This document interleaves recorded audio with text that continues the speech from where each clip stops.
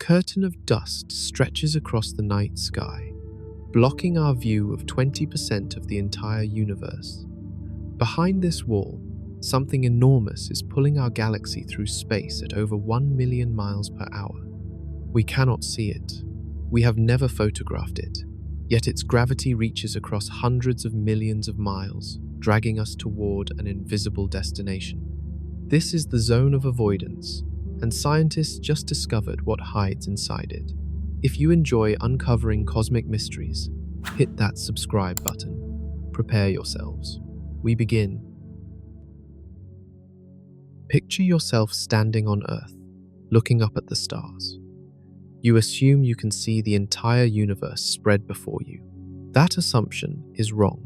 Roughly 20% of everything that exists remains hidden from our view, blocked by an invisible barrier astronomers call the zone of avoidance. Imagine exploring a vast mansion but finding 1/5 of all the rooms permanently locked. You would wonder what treasures or dangers lurk behind those doors. The zone wraps around the sky like a thick band, stretching across the celestial equator. When scientists first mapped the distribution of galaxies in space, they noticed something bizarre. In certain directions, galaxies simply disappeared from their catalogues. The night sky appeared empty in a broad stripe running through specific constellations. Early astronomers in the 1800s called it the zone of few nebulae, assuming space itself was somehow vacant in those regions. They were mistaken. Space is not empty there. Something blocks our view. The barrier exists because we live inside a galaxy, not outside looking in. Our position within the Milky Way places us directly in the galactic plane, surrounded by hundreds of billions of stars, vast clouds of gas, and dense curtains of cosmic dust. When we try to observe distant galaxies beyond our own, we must look through all that material. In most directions, we can see past it. Looking north or south from the galactic plane gives us clear views of deep space and distant galaxy clusters. Looking toward the galactic center creates a completely different problem. The view becomes impossibly cluttered. Thick dust clouds absorb light from anything behind them. Countless foreground stars confuse our telescopes, making it nearly impossible to distinguish between a nearby star in our galaxy and a distant galaxy containing billions of stars. The light simply cannot reach us through the obstruction. For over a century, this blind spot frustrated astronomers. They knew galaxies must exist in those hidden regions. The universe should be relatively uniform in all directions. Having 20% of the sky permanently obscured meant 20% of cosmic knowledge remained out of reach. Scientists could map the large-scale structure of the universe, trace the web of galaxy clusters and voids, but massive gaps appeared in their maps wherever the zone of avoidance crossed their surveys. The frustration grew worse when evidence emerged that something important was hiding in the zone. Calculations of galaxy motions suggested the presence of enormous mass concentrations lurking behind the dust. Our own galaxy appeared to be moving towards something we could not observe. The invisible barrier was not just blocking random patches of space, it was concealing some of the most massive and influential structures in our cosmic neighborhood. What astronomers discovered next changed everything we thought we knew about our place in the universe. Our solar system sits roughly 30,000 light-years from the center of the Milky Way, embedded within the galactic disk. Think of a galaxy as a massive spiral with arms stretching outward from a bright central bulge. We exist inside one of those spiral arms, surrounded by the galaxy's stellar population. This location gives us a spectacular edge-on view of our own galaxy when we look along the plane. The Milky Way appears as a luminous band stretching across the night sky. That beautiful view comes with a devastating cost. The galactic disk contains more than just stars.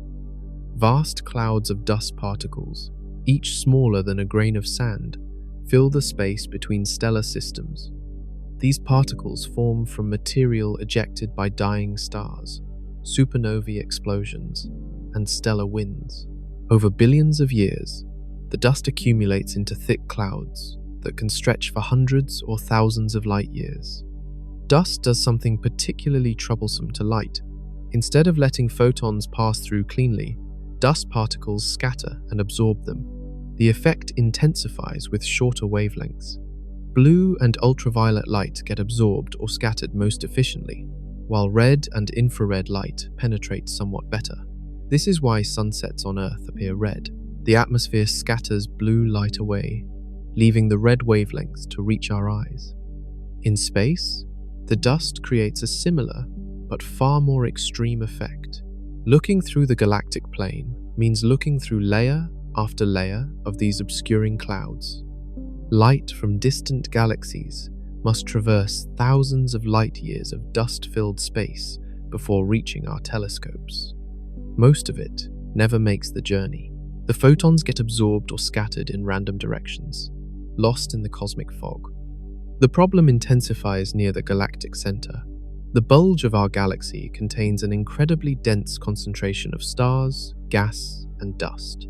Trying to observe anything beyond this region using visible light telescopes proves nearly impossible.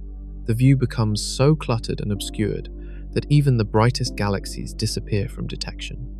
Scientists face another challenge beyond simple obscuration: confusion. When you point a telescope toward the zone of avoidance, you see countless stars from our own galaxy crowding the field of view.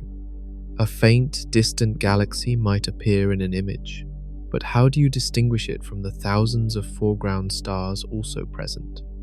Early catalogues frequently misidentified stars as galaxies or missed galaxies entirely because they blended into the stellar background. The combination of dust absorption and stellar crowding creates an impenetrable barrier at visible wavelengths. For decades, this limitation seemed insurmountable. Astronomers accepted that certain regions of space would remain forever hidden, their secrets locked behind our galaxy's natural curtain. Some estimated that 10 to 20% of the extragalactic sky would never be properly surveyed. Then researchers realized visible light was not the only way to observe the universe. Other wavelengths might penetrate where optical telescopes failed. The question became which wavelengths could pierce the veil. 1970s brought a revolution in how scientists understood cosmic motion. Astronomers had spent decades measuring the velocities of galaxies by analyzing how their light shifted toward red or blue wavelengths. When a galaxy moves away from us, its light stretches to longer, redder wavelengths. When moving toward us, light compresses to shorter, bluer wavelengths. This Doppler effect allows precise measurement of motion through space. The universe expands uniformly in all directions, carrying galaxies away from each other like dots on an inflating balloon.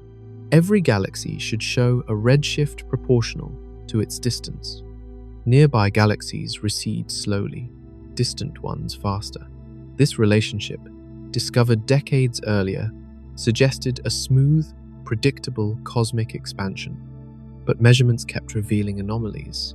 Some galaxies moved slightly faster or slower than expansion alone would predict. These deviations, called peculiar velocities, indicated the presence of gravitational influences beyond simple expansion. Massive structures could attract nearby galaxies, causing them to drift toward concentrations of matter. Scientists mapping peculiar velocities in the 1970s noticed something extraordinary.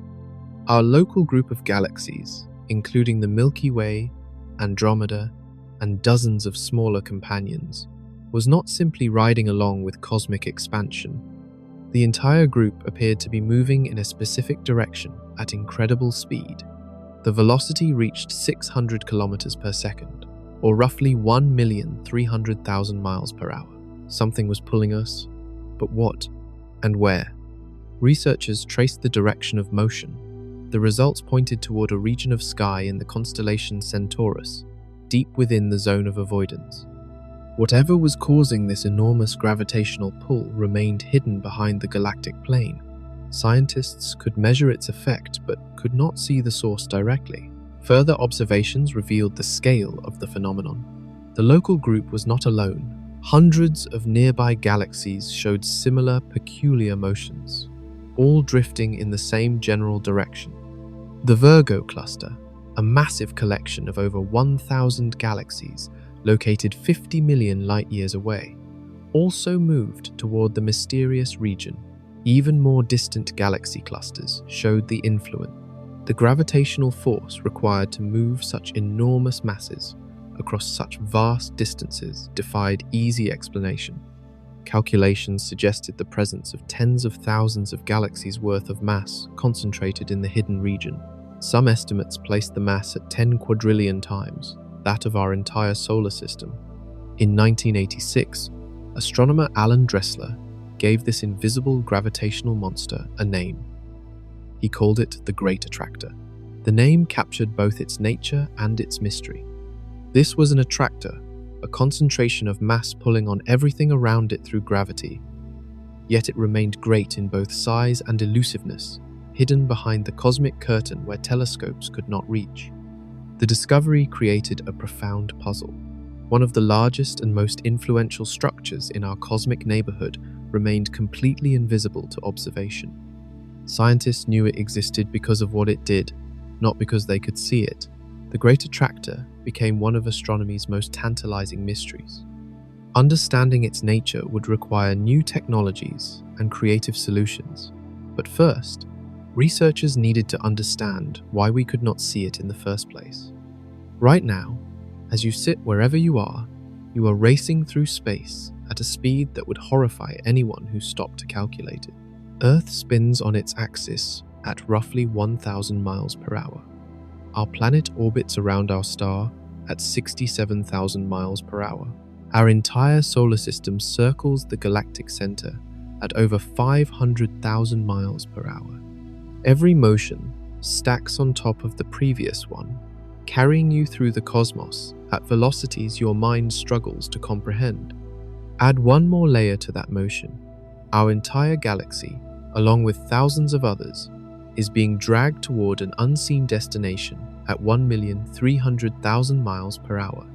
The Great Attractor pulls relentlessly, its gravity reaching across hundreds of millions of light years to influence the trajectory of massive galaxy clusters.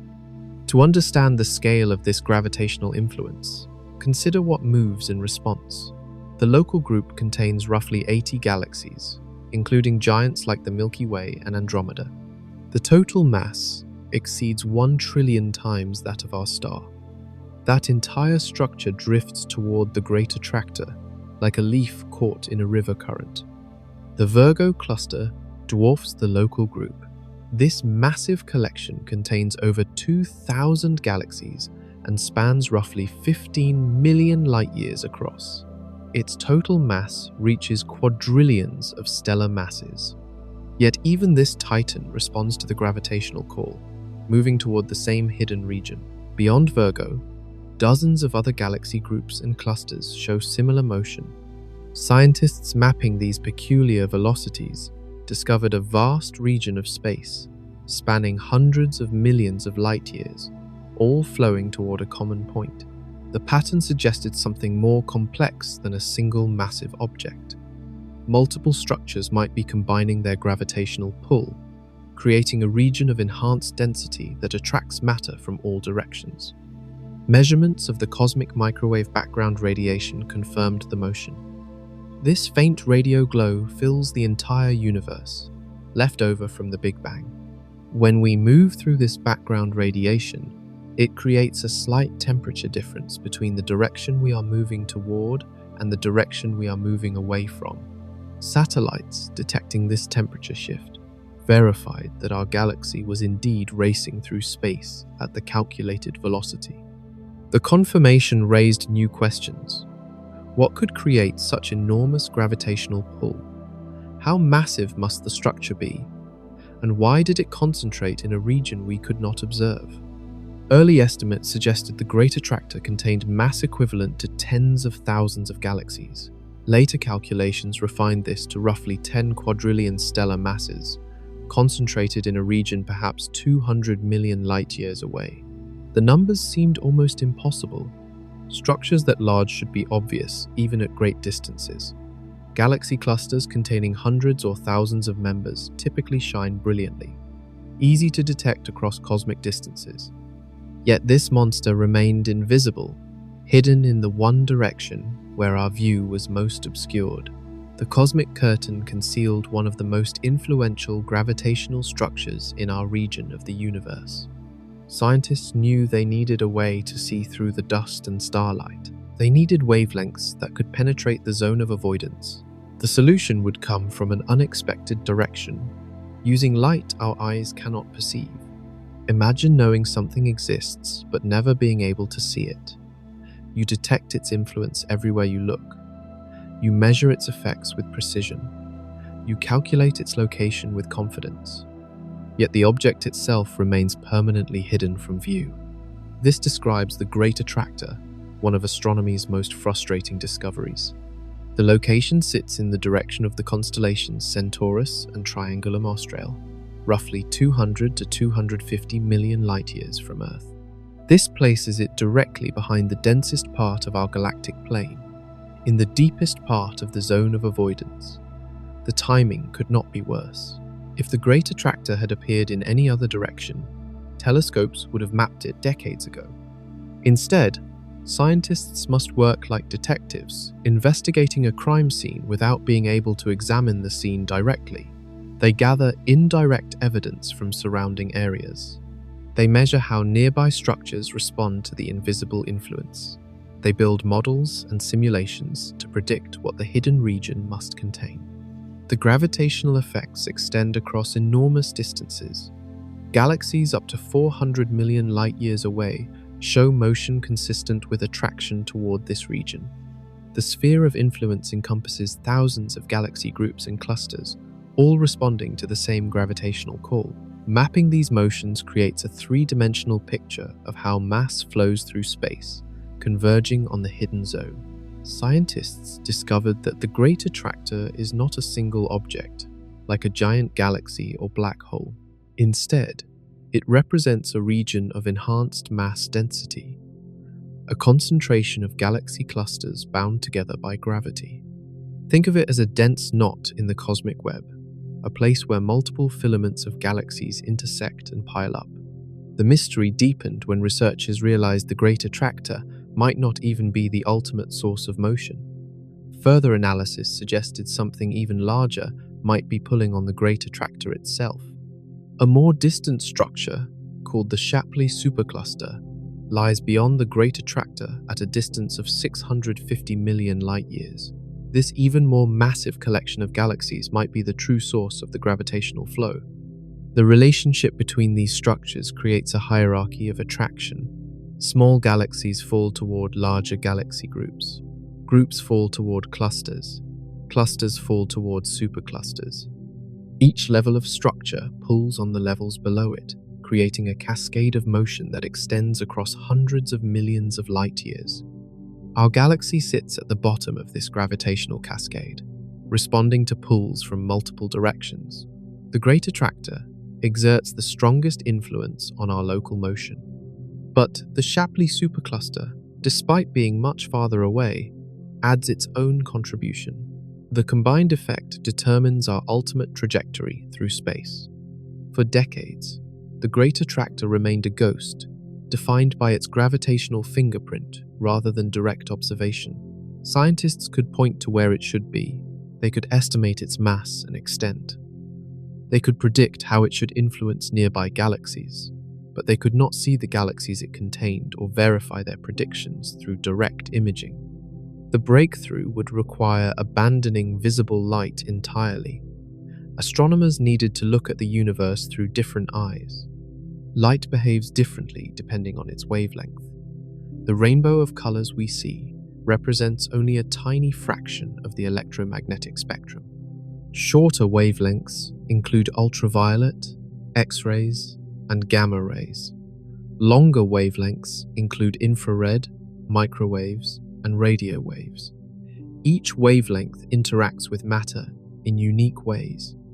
Visible light, the spectrum our eyes evolved to detect, faces a fundamental problem when encountering cosmic dust. The tiny particles that make up interstellar dust measure roughly the same size as visible light wavelengths. When light hits particles of similar size, it scatters efficiently. Blue light scatters most, red light somewhat less. This scattering removes light from its path, preventing it from reaching our telescopes. The effect compounds over distance. Light traveling through a few light-years of dust might lose some brightness but remain detectable. Light traveling through thousands of light-years of dust, as required to see through the galactic plane, gets almost completely absorbed or scattered. Even the brightest galaxies become invisible. Astronomers discovered that longer wavelengths behave differently. Infrared light, with wavelengths 2 to 10 times longer than visible light, scatters much less efficiently from dust particles. Think of it like throwing a baseball at a chain link fence versus throwing a beach ball. The baseball might slip through gaps that would stop the larger ball. Similarly, longer wavelength light can weave around dust particles that would block shorter wavelengths. Radio waves extend this advantage even further. With wavelengths measuring centimeters or even meters, radio emission passes through dust clouds almost unaffected. The particles are simply too small to block or scatter such long wavelengths effectively. Radio telescopes can see through the galactic plane as if the dust did not exist. This revelation transformed how scientists approached the zone of avoidance. Instead of fighting a losing battle with optical telescopes, they could switch to infrared and radio observations. The universe would look different at these wavelengths. Stars shine brightly in visible light but often appear dim in radio waves. Galaxies might be faint in infrared but reveal themselves through radio emissions from neutral hydrogen gas. The strategy required accepting a trade-off. Infrared and radio telescopes typically cannot achieve the same sharp resolution as optical instruments. Images appear blurrier, details harder to resolve. Identifying individual galaxies in crowded fields becomes more challenging, but at least the galaxies become visible at all, which represented a massive improvement over complete blindness. Different wavelengths also reveal different aspects of galactic structure. Infrared light traces starlight that has been absorbed and re-emitted by dust. Radio waves can detect neutral hydrogen, the most abundant element in the universe, which emits a characteristic signal at a wavelength of 21 centimeters. By combining observations at multiple wavelengths, scientists could build a more complete picture of what hides in the zone of avoidance. The technology to exploit these wavelengths matured over decades. Early infrared detectors required cooling to extremely low temperatures to prevent thermal noise from overwhelming faint cosmic signals. Radio telescopes needed enormous collecting areas to gather enough signal. Both technologies advanced steadily through the late 20th century.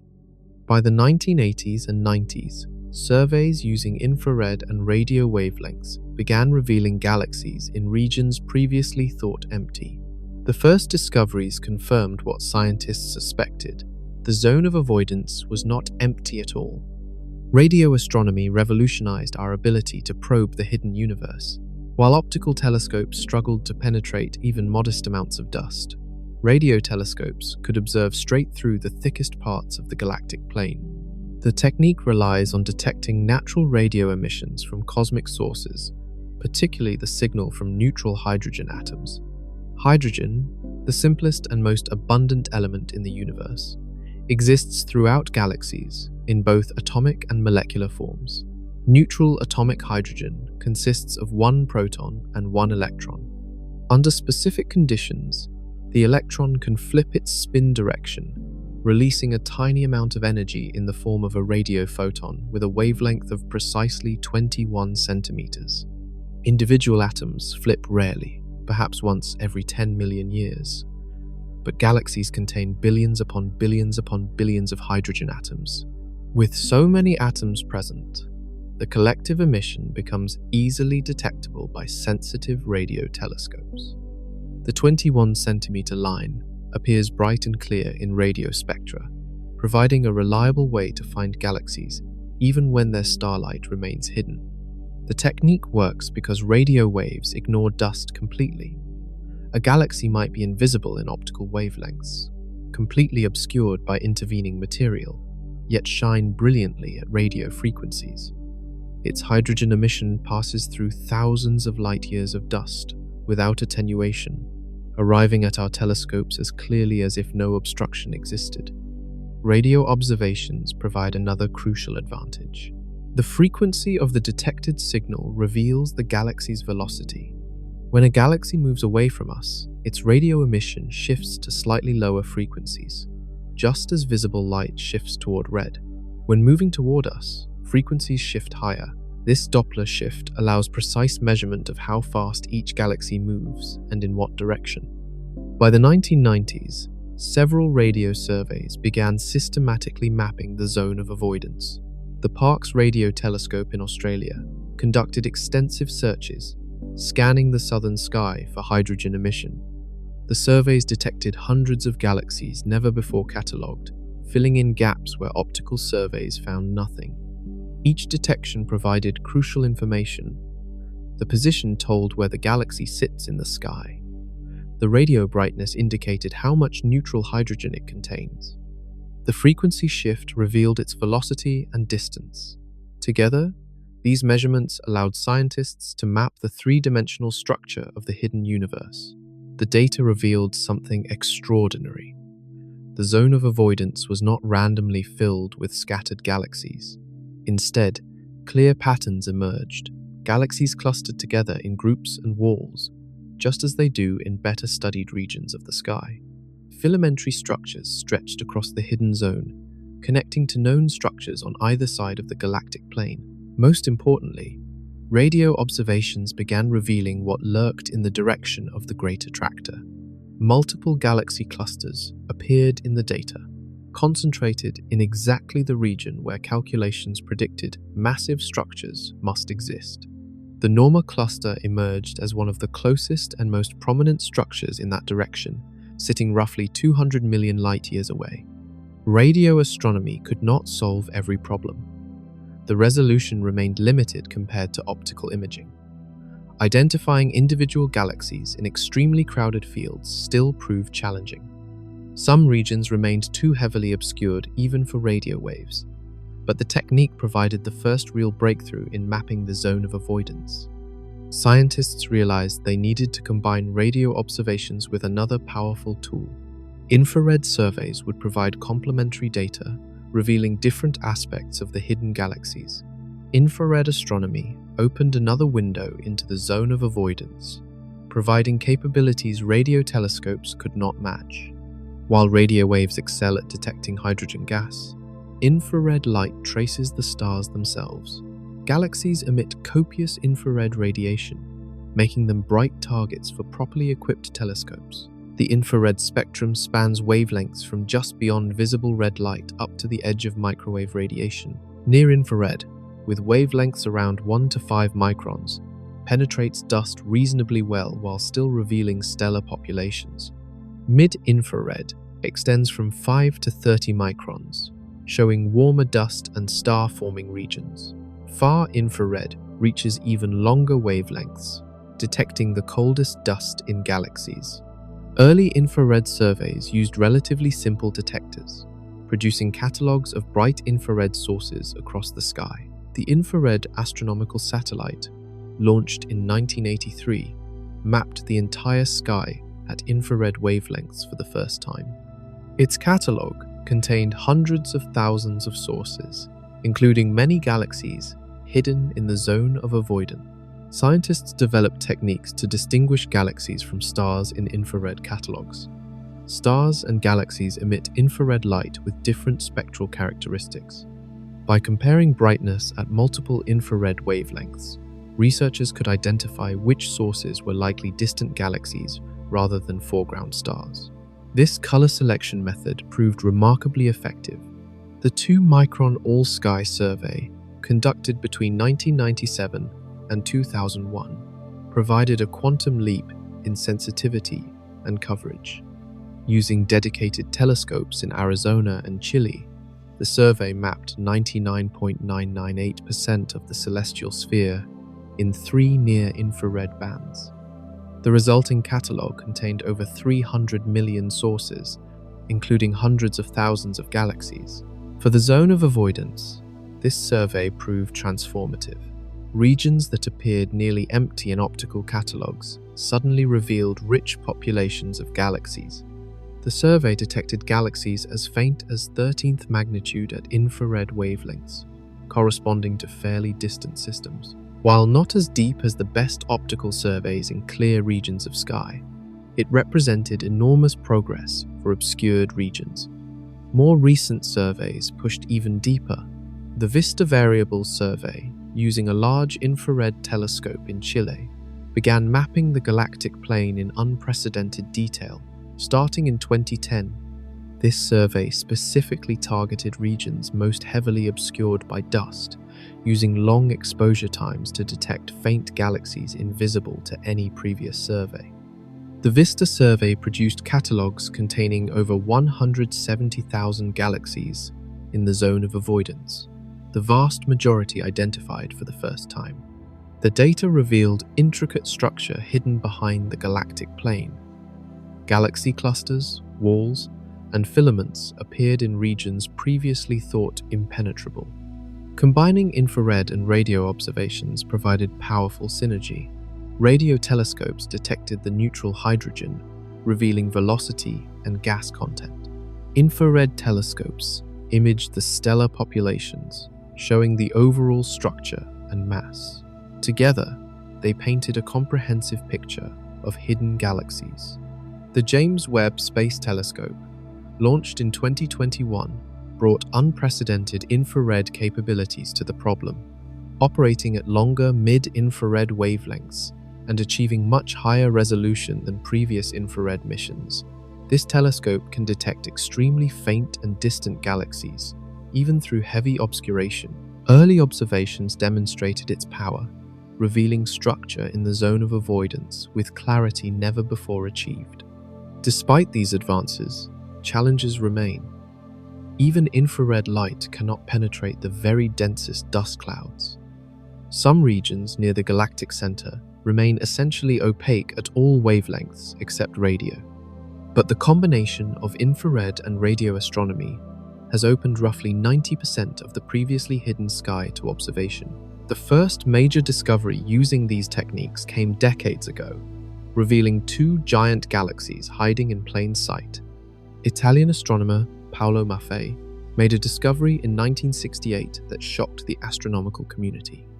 Using infrared photographic plates, he detected two large, bright galaxies in the constellation Cassiopeia, located deep within the zone of avoidance.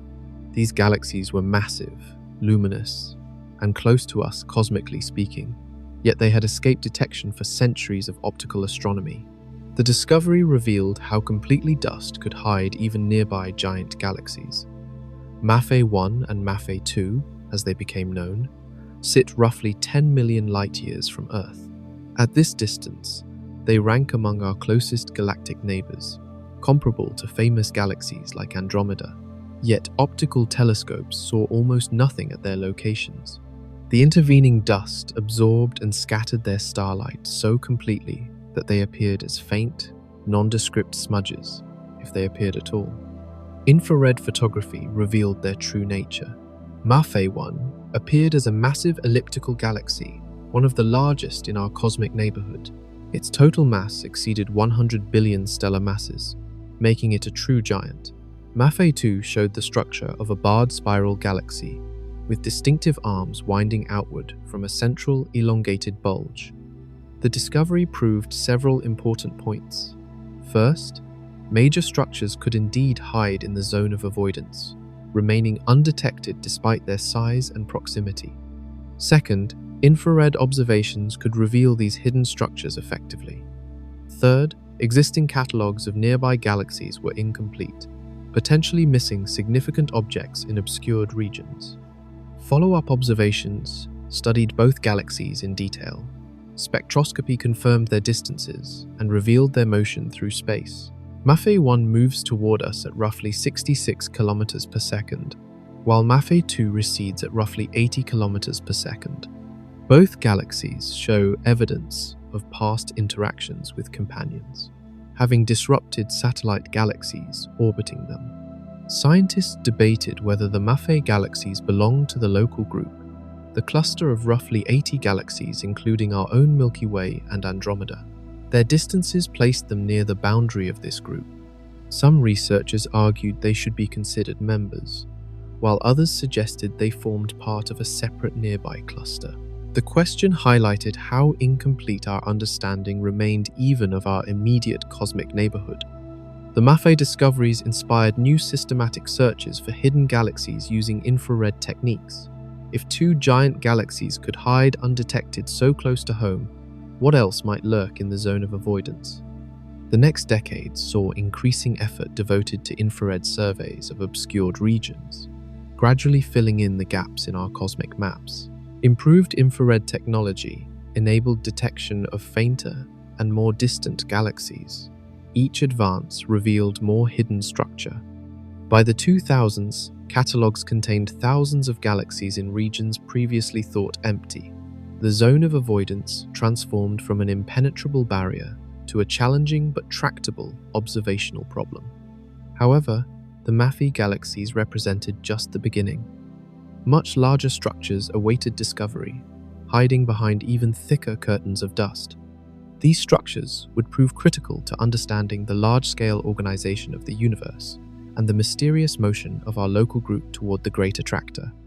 The real breakthrough would come in the 21st century, when new radio telescopes achieved sensitivity and coverage far exceeding anything available before. South Africa hosts one of the most powerful radio telescope arrays ever constructed. The Meerkat telescope consists of 64 individual radio dishes, each measuring roughly 43 feet across, working together as a single giant instrument. Located in the remote Karoo Desert, far from radio interference, Meerkat achieves sensitivity and resolution that transform radio astronomy. In 2024, scientists published results from Meerkat observations of the Vela supercluster region, one of the most heavily obscured sections of the zone of avoidance. The survey covered roughly 240 square degrees of sky, an area larger than 1,000 full moons. The goal was to systematically map all galaxies in this region using their neutral hydrogen emission at 21 centimeters. The results exceeded expectations.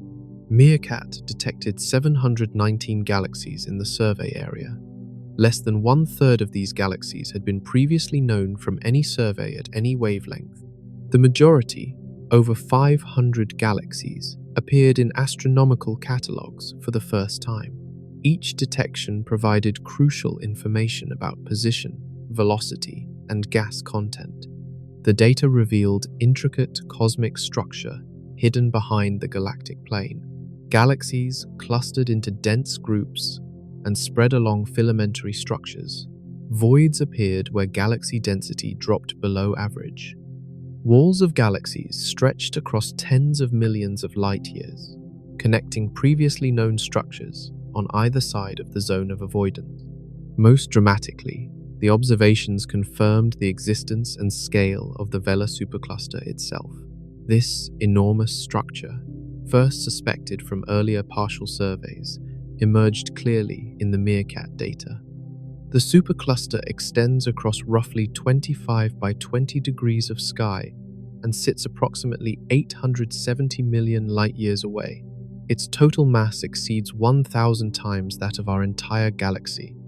The Vela supercluster may contribute significantly to the motion of the local group toward the Great Attractor region. Calculations suggest its gravitational influence adds at least 50 kilometers per second to our velocity. Combined with the Great Attractor and the more distant Shapley supercluster, these massive structures create a complex gravitational field, pulling our galaxy and its neighbors through space. Meerkat's observations traced structure at multiple scales. Individual galaxy clusters appeared as dense concentrations in the data. These clusters connected along filaments, creating a web-like pattern. Regions called voids showed up as areas with few detections, though astronomers caution that some apparent voids might simply represent areas where dust obscuration remains too heavy even for radio observations. The survey identified specific structures within the Vela supercluster region. The Hydra Wall, a known large-scale structure, appeared clearly in the data for the first time in its full extent across the zone of avoidance. Previously, astronomers could only see parts of this wall emerging from the obscured zone. Meerkat observations showed it continues smoothly through the galactic plane, confirming it as a single coherent structure. Deep within the core of the Vela supercluster, multiple dense galaxy clusters form another wall crossing the zone of avoidance. These clusters represent the richest and most massive components of the supercluster. Their combined gravity dominates the local region, influencing the motion of galaxies across hundreds of millions of light-years. The Meerkat survey represents only a first systematic mapping of this region. Follow-up observations will probe fainter galaxies and more distant structures. But already, the data demonstrates how modern radio telescopes can pierce the veil of the zone of avoidance, revealing structure that remained hidden for all of human history. Yet even 700 new galaxies barely scratches the surface of what hides behind our galaxy. 870 million light-years from Earth, hidden behind the dustiest part of our galaxy, lurks one of the largest structures ever discovered in our cosmic neighborhood. The Vela supercluster spans roughly 385 million light-years on its major axis and 300 million light-years on its minor axis. To cross this structure at the speed of light would require hundreds of millions of years. The supercluster remained unknown until 2016, when researchers announced its discovery based on analysis of thousands of galaxy spectra. The team had painstakingly measured the positions and velocities of galaxies partially visible on either side of the zone of avoidance, finding clear evidence that these galaxies belonged to a single enormous structure stretching across the obscured region. The scientists described their discovery as revealing terra incognita, an unknown great continent in the nearby universe whose outline they were only beginning to discern. The analogy captures the nature of the challenge. Just as early explorers mapped coastlines without seeing inland, astronomers could detect the edges of the Vela supercluster, while the core remained hidden behind impenetrable dust. Superclusters represent the largest gravitationally influenced structures in the universe. They consist of multiple galaxy clusters bound together by their mutual gravity, stretched along filaments and walls that can extend for hundreds of millions of light-years. The most famous example, the Shapley supercluster, lies 650 million light-years away and contains dozens of massive galaxy clusters. The Vela supercluster appears comparable in mass to Shapley, making it one of the most massive structures in our region of space. Some estimates suggest it contains mass equivalent to 1,000 Milky Way galaxies, concentrated primarily in roughly 20 major galaxy clusters. These clusters form the dense nodes where the supercluster's gravity reaches maximum strength. The structure's location directly behind the galactic plane meant it could hide despite its enormous size and relatively close distance. If the Vela supercluster had appeared in any clear region of the sky, telescopes would have catalogued it decades earlier. Its position in the deepest part of the zone of avoidance kept it hidden until recent surveys using infrared and radio wavelengths began systematically mapping obscured regions. Discovery of the Vela supercluster helps explain observed patterns of galaxy motion in our cosmic neighborhood. Simulations of large-scale structure formation predict that massive superclusters should exist at certain intervals, creating a web-like pattern throughout the universe. The Vela supercluster fills a gap in this pattern, appearing exactly where theoretical models suggested something large should exist. The supercluster consists of two main components. A broad primary wall contains the majority of the structure's mass, stretching across the zone of avoidance at roughly constant distance. A secondary wall appears to merge with the primary at an angle, creating a complex three-dimensional structure. Together, these walls define the overall shape and extent of the supercluster. Within the walls, individual galaxy clusters appear as dense concentrations. Each cluster might contain hundreds or thousands of galaxies, bound together by gravity into a relatively compact region. The clusters themselves arrange along the walls, like beads on a string, following the underlying dark matter distribution that shapes large-scale structure. The gravitational influence of the Vela supercluster extends far beyond its visible boundaries. Galaxies, hundreds of millions of light-years away, feel its pull, their velocities affected by the supercluster's immense mass. Some researchers suggest it contributes significantly to the peculiar velocity of the local group, adding to the pull from the Great Attractor and Shapley supercluster. Understanding the Vela supercluster's precise structure requires continued observation. The central regions remain poorly mapped, with heavy dust obscuration preventing even infrared surveys from detecting all the galaxies present.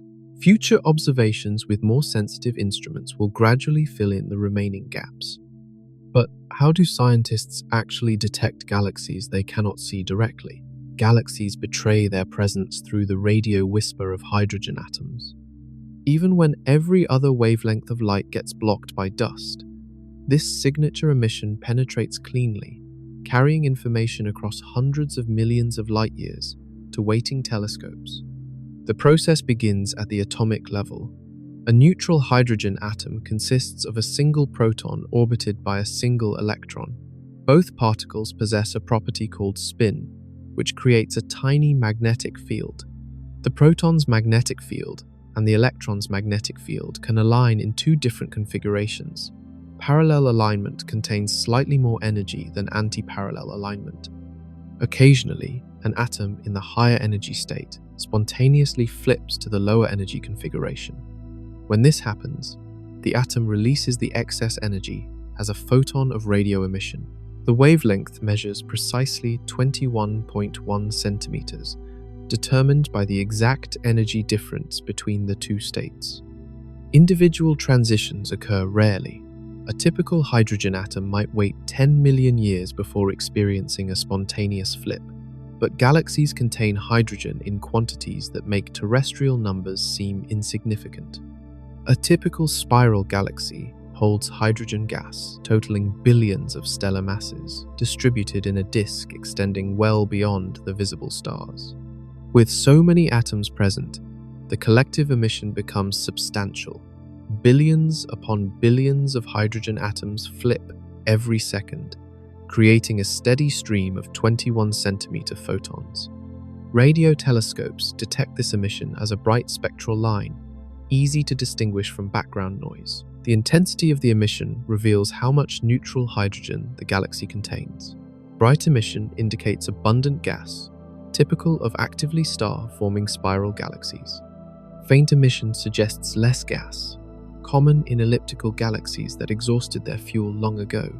By measuring the total emission, astronomers estimate the galaxy's gas mass with reasonable accuracy.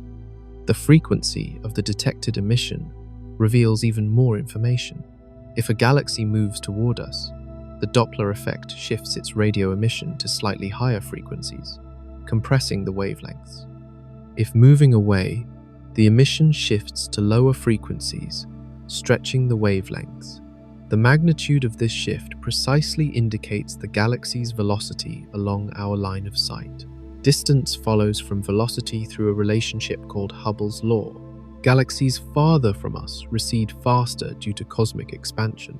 By measuring the recession velocity, astronomers calculate the approximate distance. This technique, called redshift distance estimation, works reliably for galaxies beyond about 30 million light-years, where cosmic expansion dominates over random local motions. The width of the emission line provides additional information. Galaxies rotate, with one side moving toward us and the other moving away. This creates a spread in observed frequencies, broadening the spectral line.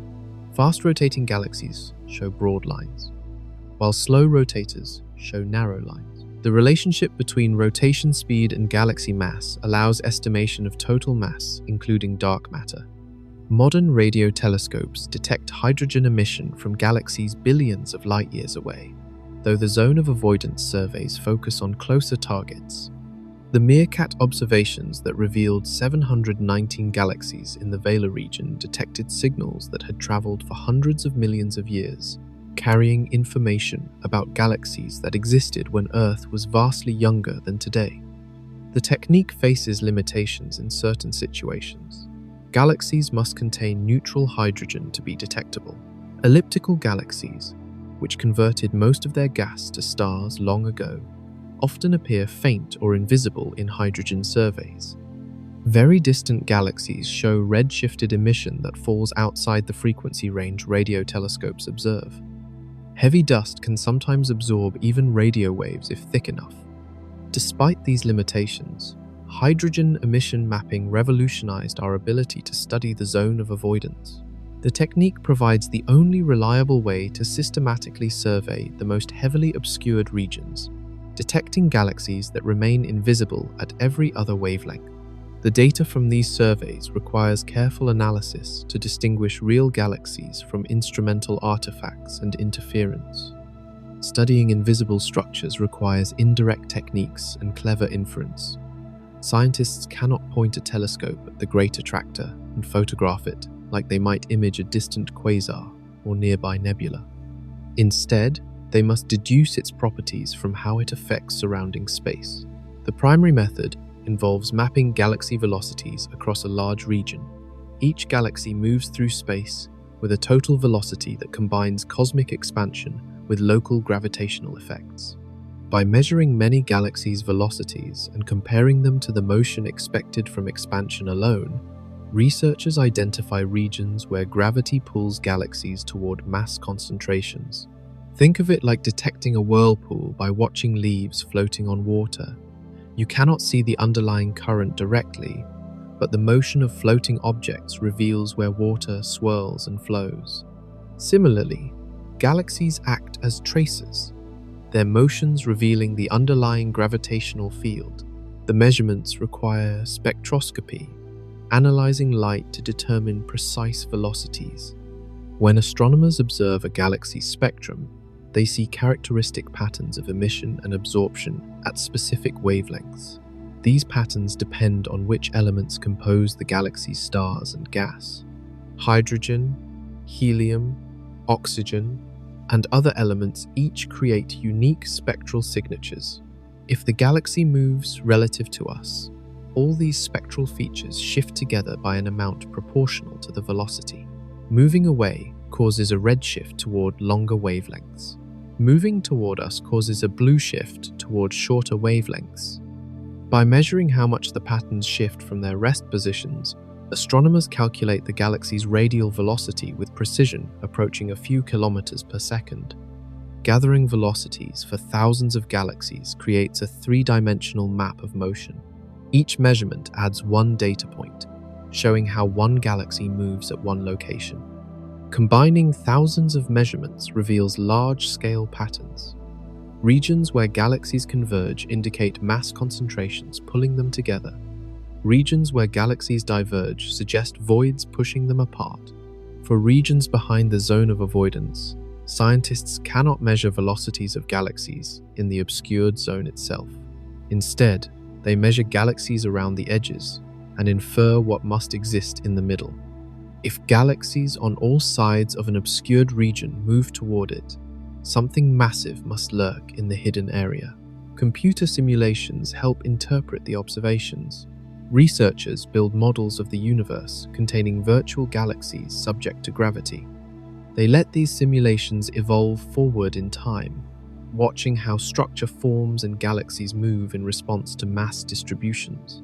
By comparing simulated motion patterns to observed patterns, they identify which mass distributions best match reality.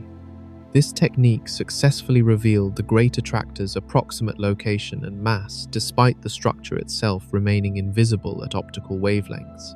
Scientists calculated that explaining observed galaxy motions required a mass concentration of tens of thousands of galaxies worth of matter, positioned roughly 200 million light-years away in the direction of Centaurus.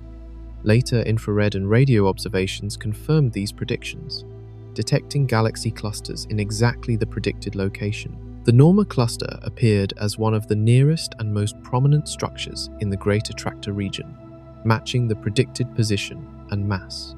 Other clusters emerged as surveys deepened, gradually building a picture of the complete structure. Another technique uses gravitational lensing. Massive structures bend space around them, causing light from more distant objects to follow curved paths. This creates distorted images, magnification, or multiple images of background sources. By analyzing these distortions, astronomers map the distribution of mass in foreground structures, including mass that emits no light. Lensing works even when the lensing structure itself hides behind dust. The background sources must be visible, but the foreground mass distribution reveals itself through its gravitational effects on light paths. This technique has detected dark matter concentrations and helped map galaxy cluster masses in obscured regions. X-ray observations provide yet another method. Hot gas between galaxies emits X-rays. Massive galaxy clusters trap enormous quantities of this gas in their gravitational wells, creating bright X-ray sources. X-rays penetrate dust somewhat better than visible light, allowing detection of some clusters in partially obscured regions. Combining all these techniques paints a comprehensive picture. Velocity measurements reveal where mass concentrates. Lensing maps the mass distribution. X-ray observations find hot gas. Infrared surveys image stellar populations. Radio surveys detect neutral hydrogen. Each technique contributes unique information, together overcoming the limitations any single method faces. The Great Attractor slowly gave up its secrets as scientists applied this multi-wavelength, multi-technique approach. What began as a mysterious, invisible force became a mapped structure with identified components. 220 million light-years away, in the direction where our galaxy rushes through space, sits the Norma cluster. This massive collection of galaxies represents the closest and most accessible piece of the Great Attractor structure. While still hidden behind significant dust obscuration, the Norma cluster has been studied more thoroughly than other components of this mysterious region. The cluster contains hundreds of galaxies bound together by gravity into a region spanning roughly 10 million light-years. At the center sit several giant elliptical galaxies, each containing hundreds of billions of stars. Surrounding these giants, thousands of smaller spiral and irregular galaxies orbit through the cluster's gravitational field. Hot gas fills the space between galaxies in the cluster. This intracluster medium reaches temperatures of tens of millions of degrees, heated by the energy of galaxies, moving at high speeds through the cluster's gravity well. At these temperatures, the gas emits copious X-rays, making the Norma cluster bright in X-ray observations despite the dust obscuration that blocks optical light. X-ray telescopes map the cluster's structure, revealing its extent and mass distribution. The hot gas traces the cluster's gravitational potential, showing where mass concentrates most strongly. Observations found the Norma cluster contains mass equivalent to roughly 10 trillion stellar masses when including both visible matter and dark matter. The cluster's velocity relative to cosmic expansion confirmed its position as part of the Great Attractor. Measurements showed the Norma cluster has a peculiar velocity of only 44 kilometers per second, much smaller than would be expected if it were falling toward a distant mass concentration. This suggests the Norma cluster sits near the center of the Great Attractor structure itself, moving slowly relative to the overall gravitational center. Surrounding the Norma cluster, additional galaxy clusters appeared in surveys. The Centaurus cluster, Pavo cluster, and several others emerged from infrared and radio observations, all located in the same general region of sky at similar distances. Together, these clusters form what astronomers call the Norma Wall or Great Attractor Wall, a filamentary structure extending across the zone of avoidance. The wall continues beyond the obscured zone, connecting to visible structures on either side. Following the wall in one direction leads to galaxy concentrations in the constellation Centaurus. In the other direction, it extends toward Vela, connecting to the Vela supercluster at greater distance. This continuity confirms that the structures detected in obscured regions genuinely connect to the larger cosmic web. Individual galaxies in the Norma cluster show characteristics typical of cluster environments. Many appear as red elliptical galaxies, having exhausted their gas through star formation or lost it through interactions with other cluster members. The cluster environment strips gas from infalling galaxies, terminating star formation and transforming spirals into ellipticals over billions of years. Despite its importance to understanding the Great Attractor, the Norma cluster remains difficult to study in detail. The dust obscuration prevents clear optical imaging of its galaxies. Spectroscopy requires long integration times to collect enough light from faint, obscured sources. Only the brightest cluster members can be studied individually using current technology.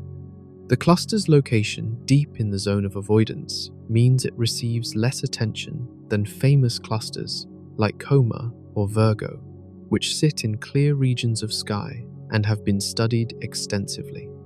Yet, the Norma cluster arguably plays a more important role in our cosmic neighborhood, sitting at the heart of the gravitational structure pulling our local group through space.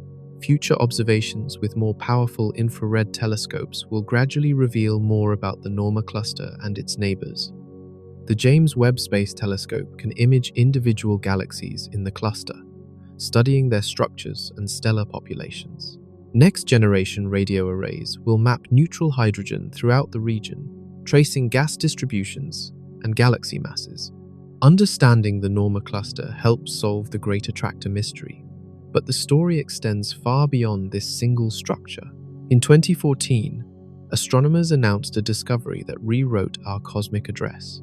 The Milky Way does not simply drift through space as an isolated entity. It does not belong merely to a small local group of galaxies.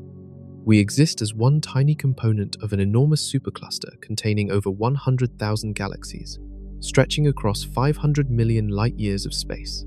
The scientists named this structure Laniakea, a Hawaiian word meaning immense heaven or immeasurable heaven. The name captures both the structure's scale and the revelation it brought. For all of human history, we remained unaware of living within this cosmic giant. Laniakea represents a different kind of supercluster than previously defined structures. Rather than simply identifying regions with high galaxy density, the researchers mapped cosmic flows. They measured how galaxies move through space, tracing the gravitational currents that connect vast regions of the universe. The method treats the universe like a topographic map of flowing water. Just as rain falling on a mountain flows downhill toward valleys and basins, galaxies flow through space toward gravitational attractors. By mapping these flows for over 100,000 galaxies, the team identified regions that drain toward common basins of attraction. Laniakea emerged as one such basin. Galaxies throughout this enormous region all flow inward toward a common gravitational center. The flows define the supercluster's boundaries more meaningfully than simple distance or density measurements. Where the flows diverge marks the edge of the structure, the cosmic watershed where galaxies begin falling toward different attractors. The Great Attractor sits near the center of Laniakea, not exactly at the center, but close enough to represent the primary gravitational focus of the structure. Galaxies from all directions within Laniakea flow toward the Great Attractor region, creating the convergent motion pattern observed in measurements. Our local group participates in this flow. We drift along with the Virgo supercluster, the Hydra Centaurus supercluster, and the Pavo Indus supercluster, all components of larger Laniakea. The motion that seemed mysterious when first detected now fits into a coherent pattern of structure formation on the largest scales. Laniakea contains 4 major components.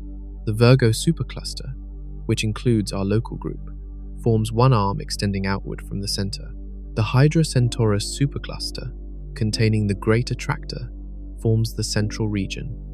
The Pavo Indus and southern superclusters extend in other directions, creating a cross-like shape when viewed from above. The total mass of Laniakea reaches 100 quadrillion stellar masses, or roughly 100,000 times the mass of our galaxy. Most of this mass exists as dark matter, the invisible substance that dominates the gravitational landscape. Ordinary matter, the stuff of stars and gas, contributes only about 15% of the total. Despite its enormous extent, Laniakea is not gravitationally bound. The component galaxies share common motion patterns now, but they will not stay together forever. Cosmic expansion, driven by dark energy, pushes regions of space apart faster than gravity can pull them together over such large scales. Eventually, billions of years in the future, the components of Laniakea will separate, carried apart by accelerating expansion. This lack of binding distinguishes Laniakea from smaller structures like galaxy clusters. The Norma cluster, spanning 10 million light-years, remains gravitationally bound. Its galaxies will stay together indefinitely, eventually merging into a giant elliptical galaxy. Laniakea, spanning 500 million light-years, represents a temporary configuration of matter flowing through expanding space. The discovery of Laniakea provided context for understanding the Great Attractor and our motion toward it. We are not being pulled towards some isolated structure in the distance. Instead, we participate in the internal dynamics of an enormous supercluster, one component moving among many in a coordinated gravitational dance. But Laniakea itself flows towards something even larger in the distance. The structure of Laniakea reveals itself most clearly in maps of galactic motion. Imagine looking down on a vast landscape from high above, seeing rivers and streams flowing across the terrain toward lakes and oceans. The water defines drainage basins, regions where all precipitation eventually flows to a common destination. Laniakea works similarly, but with galaxies flowing along gravitational gradients instead of water flowing downhill. Scientists created these maps by measuring precise velocities for over 100,000 galaxies using multiple techniques. Optical spectroscopy provided velocities for bright galaxies in clear regions of sky.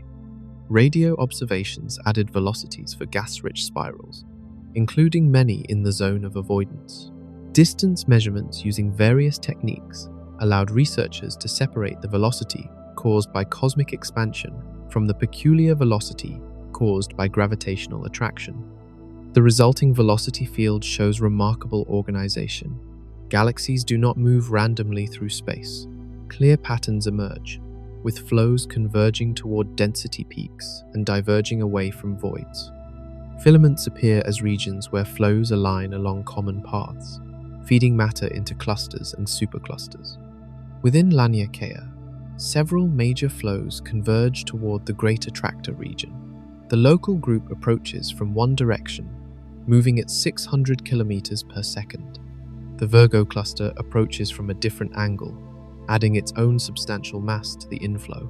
More distant galaxy groups throughout the Virgo supercluster component also stream inward. From other directions, the Centaurus and Hydra clusters contribute mass. These structures formed in regions of slightly higher density in the early universe, where gravity began collecting matter billions of years ago. Over cosmic time, the initial overdensities grew stronger, pulling in surrounding material and creating the complex structures observed today. The flows do not point directly toward the Great Attractor, but slightly beyond it. More detailed analysis revealed why. The Shapley supercluster, located 650 million light-years away, exerts its own gravitational influence. Though much farther than the Great Attractor, Shapley contains even more mass, concentrated in dozens of rich galaxy clusters. The combined pull from Great Attractor and Shapley determines our ultimate direction of motion. We flow first toward the Great Attractor region, but we would eventually continue past it toward Shapley if given enough time. However, cosmic expansion will ultimately prevent this journey. Acceleration of expansion means distant structures recede faster than we can approach them. We will never actually reach the Shapley supercluster.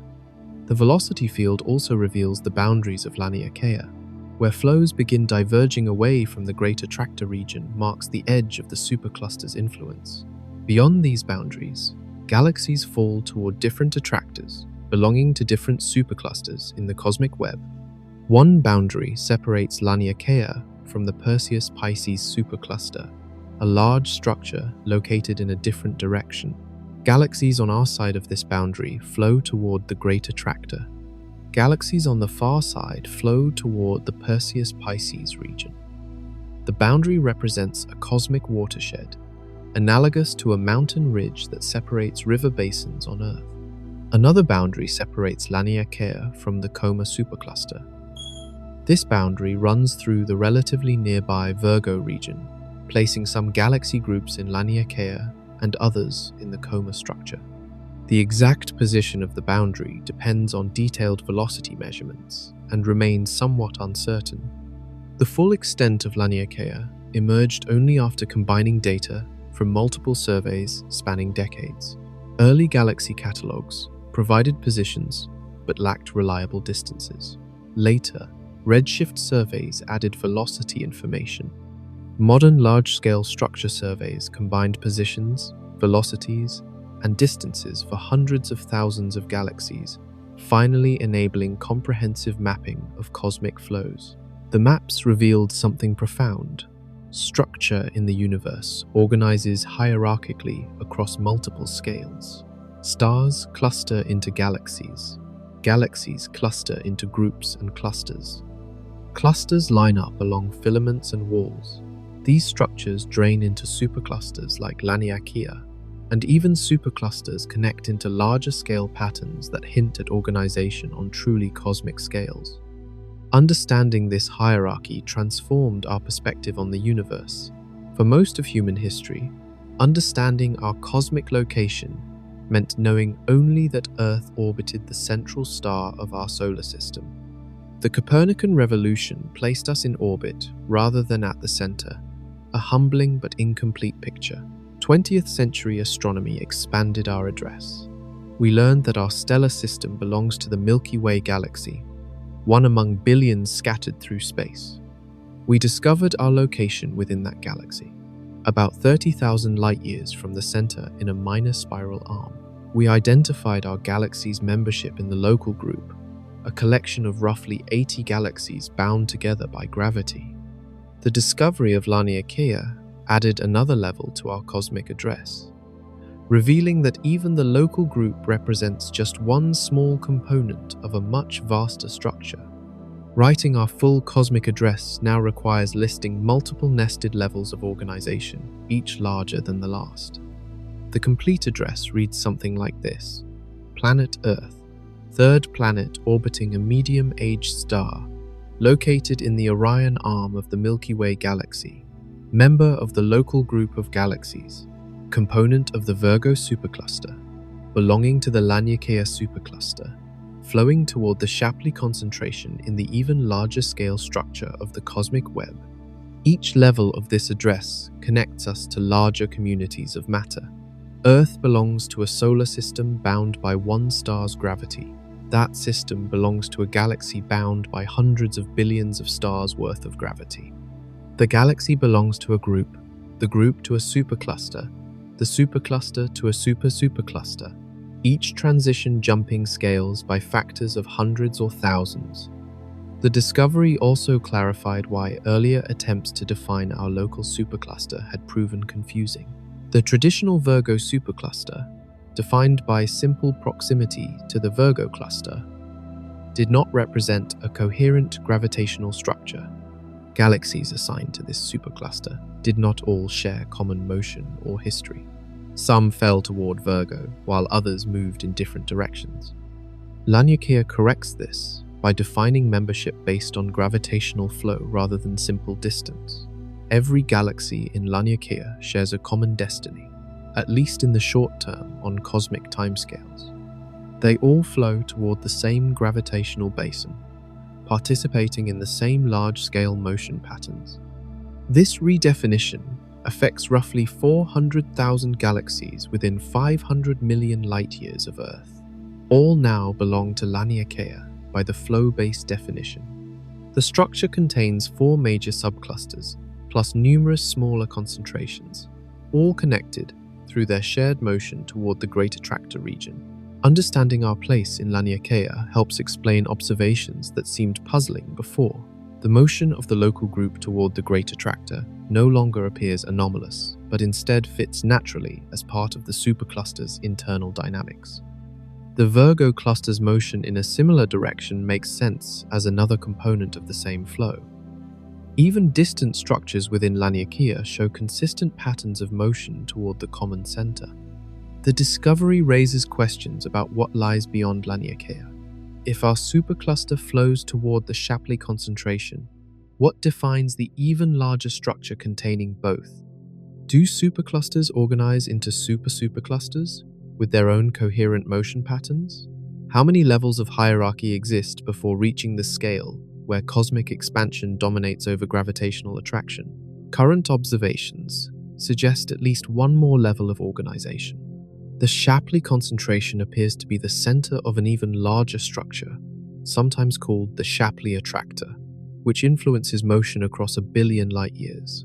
Our flow towards Shapley represents participation in this even vaster structure's dynamics.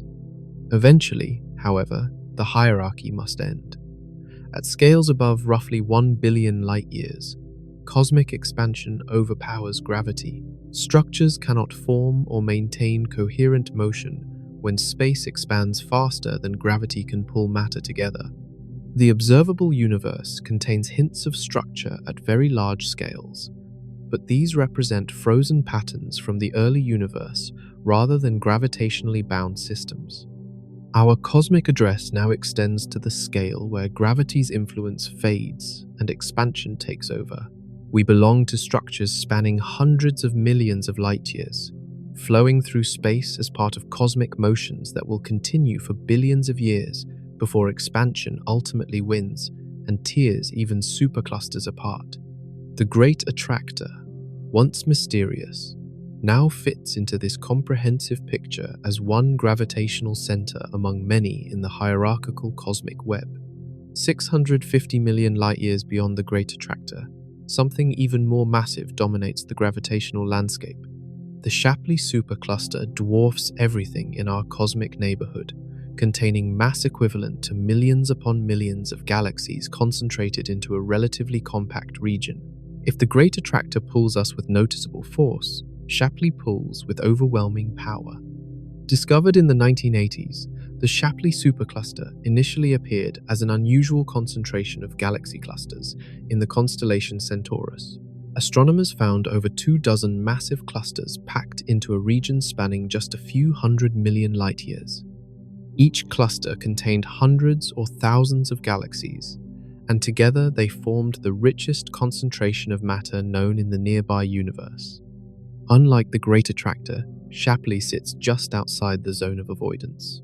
Clear sky surrounds most of the structure, allowing optical telescopes to map its extent in detail. X-ray observations revealed enormous quantities of hot gas, filling the space between clusters, confirming the supercluster's tremendous mass. The total reaches roughly 10,000 trillion times the mass of our star. Early measurements showed something peculiar about Shapley's motion. Most distant structures recede from us due to cosmic expansion, their light shifted toward red wavelength.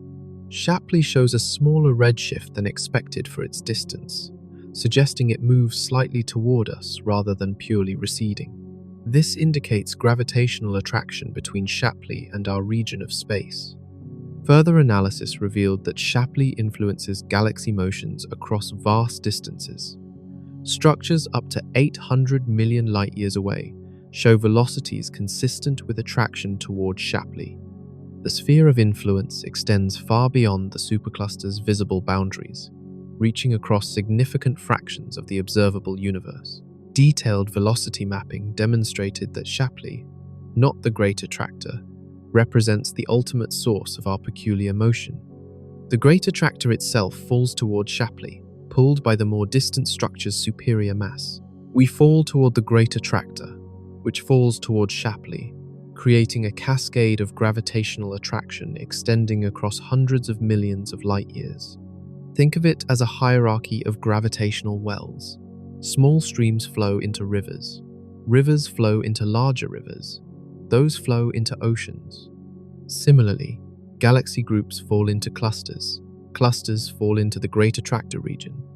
and the Great Attractor falls towards Shapley. Each level dominates the motion of structures below it in the hierarchy. The Shapley supercluster contains several of the most massive galaxy clusters known anywhere in the relatively nearby universe. The cluster labeled A3558 alone contains thousands of galaxies and enough hot gas to outshine entire galaxy groups in X-rays. Multiple clusters of similar size packed together within Shapley, their combined gravity creating the enormous attraction. Some clusters within Shapley are actively merging, colliding at speeds of thousands of kilometers per second. These collisions release tremendous energy, heating gas to hundreds of millions of degrees and creating shock waves that ripple through intergalactic space. The violence of these mergers demonstrates the tremendous gravitational forces at work. Despite being 3 times farther than the Great Attractor, Shapley contributes more to our peculiar velocity. Calculations suggest roughly half of our motion toward the Great Attractor region actually represents attraction toward the more distant Shapley supercluster. The rest comes from the Great Attractor itself and other nearby structures. This revelation fundamentally changed how astronomers understood our cosmic motion. The Great Attractor mystery was never really about a single hidden structure. It was about a complex gravitational landscape where multiple massive structures at different distances combine to pull our local group through space. Shapley represents the dominant force in this landscape. Yet even Shapley does not mark the end of the gravitational hierarchy. The universe organizes itself through gravity across multiple scales, creating a cosmic hierarchy where each level pulls on the levels below. Understanding this hierarchy reveals how structure formed over billions of years and why galaxies move the way they do. At the smaller scale, individual galaxies represent islands of matter held together by their own gravity. Stars orbit the galactic center in stable patterns that can persist for billions of years. Dark matter halos surrounding each galaxy provide most of the gravitational glue, keeping everything bound despite the visible matter's rotation. Galaxy groups form the next level. Dozens of galaxies orbit each other in loose associations, bound together by their collective gravity. The local group exemplifies this scale, with the Milky Way and Andromeda as the 2 largest members destined to eventually merge. Smaller galaxies orbit these giants, trapped in their gravitational wells. Galaxy clusters represent a significant jump in scale and mass. Hundreds or thousands of galaxies pack into regions spanning 10 to 20 million light-years. Hot gas fills the space between galaxies, heated to extreme temperatures by the energy of galaxies moving through the cluster's gravity. Total masses reach hundreds of trillions of stellar masses when including dark matter. Superclusters extend the hierarchy further. These structures connect multiple galaxy clusters along filaments and walls, creating patterns that can stretch across hundreds of millions of light-years. The Great Attractor and Shapley supercluster both represent examples at this scale, containing dozens of major clusters, plus countless smaller groups. Each level in this hierarchy pulls on the levels below it. Galaxy groups fall toward nearby clusters. Clusters fall toward superclusters. Superclusters fall toward the largest mass concentrations in the cosmic web. The motions combine, creating the complex velocity fields astronomers observe when measuring galaxy positions and velocities. The Great Attractor pulls on our local group with force that would seem irresistible at smaller scales. Yet that force represents just one component of our total motion. Shapley pulls harder, dominating our ultimate trajectory. Other structures contribute smaller influences, adding complexity to our path through space. Beyond Shapley, even larger structures may exist. Some observations suggest mass concentrations at distances approaching 1 billion light-years, influencing motion across truly cosmic scales. The cold spot in the cosmic microwave background might indicate a supervoid, an enormous empty region whose gravitational effect pushes surrounding matter away. These largest structures push the limits of what can form in an expanding universe. Gravity requires time to collect matter into organized structures. The universe's finite age, roughly 13.8 billion years, limits how large structures can grow before expansion carries material too far apart to ever collect. Computer simulations of structure formation reproduce the observed hierarchy remarkably well. Starting from tiny density fluctuations in the early universe, simulated matter naturally collects into galaxies, which collect into groups and clusters, which arrange along filaments connecting superclusters. The cosmic web emerges inevitably from gravity acting on initially uniform matter. Real observations match these simulations in stunning detail. The positions of galaxies, the sizes of clusters, the velocities of structures, all agree with predictions from models based on gravity, dark matter, and dark energy. The hierarchy we observe represents the natural outcome of cosmic evolution. However, dark energy complicates the picture at large scales. This mysterious force accelerates cosmic expansion, pushing distant structures apart faster than gravity can pull them together. The competition between gravitational attraction and accelerating expansion determines which structures can remain bound and which will eventually separate. Superclusters like Laniakea exist at the critical scale where this competition becomes significant. Smaller structures like galaxy clusters remain bound, their gravity overpowering local expansion. Larger structures cannot form at all in the current epoch because expansion wins before gravity collects the matter. Superclusters represent temporary configurations that will eventually disperse as expansion accelerates. Our motion toward Shapley will continue for hundreds of millions of years, but we will never arrive. Expansion will eventually carry Shapley away from us faster than we approach, reversing our relative motion. The gravitational hierarchy that shapes our current trajectory will gradually dissolve as dark energy tears apart even the largest structures. Understanding this hierarchy helps answer questions about cosmic history and fate. Dark matter pervades the universe, outweighing ordinary matter by a factor of roughly 5 to 1. Yet we cannot see it directly, detect it with telescopes, or capture it in laboratories. We know it exists only through its gravitational effects on visible matter. The structures hiding in the zone of avoidance provide crucial clues about how dark matter distributes itself through space. Galaxy clusters contain the clearest evidence for dark matter's presence. The visible galaxies and hot gas in a cluster account for only about 15% of the total mass needed to explain the cluster's gravitational effects. Something else, something invisible, provides the remaining 85%. That something is dark matter. The Great Attractor and Vela supercluster regions should contain enormous quantities of dark matter concentrated along the same filaments and walls where visible galaxies cluster. Computer simulations predict that dark matter forms a cosmic web with dense filaments connecting massive nodes where clusters form. Ordinary matter follows this dark matter scaffolding, collecting where dark matter already concentrated. Mapping structures in the zone of avoidance tests these predictions. If simulations correctly model dark matter behavior, then discovering galaxy superclusters in predicted locations confirms the dark matter distribution. The Vela supercluster appeared exactly where models suggested a massive dark matter concentration should exist based on galaxy motions observed around the edges of the obscured region.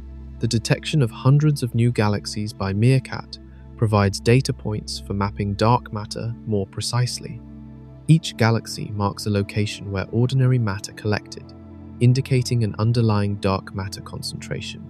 The distribution of these galaxies reveals how dark matter clumps and flows through the zone of avoidance. Velocity measurements add crucial information. Dark matter creates gravitational potential wells that determine how galaxies move.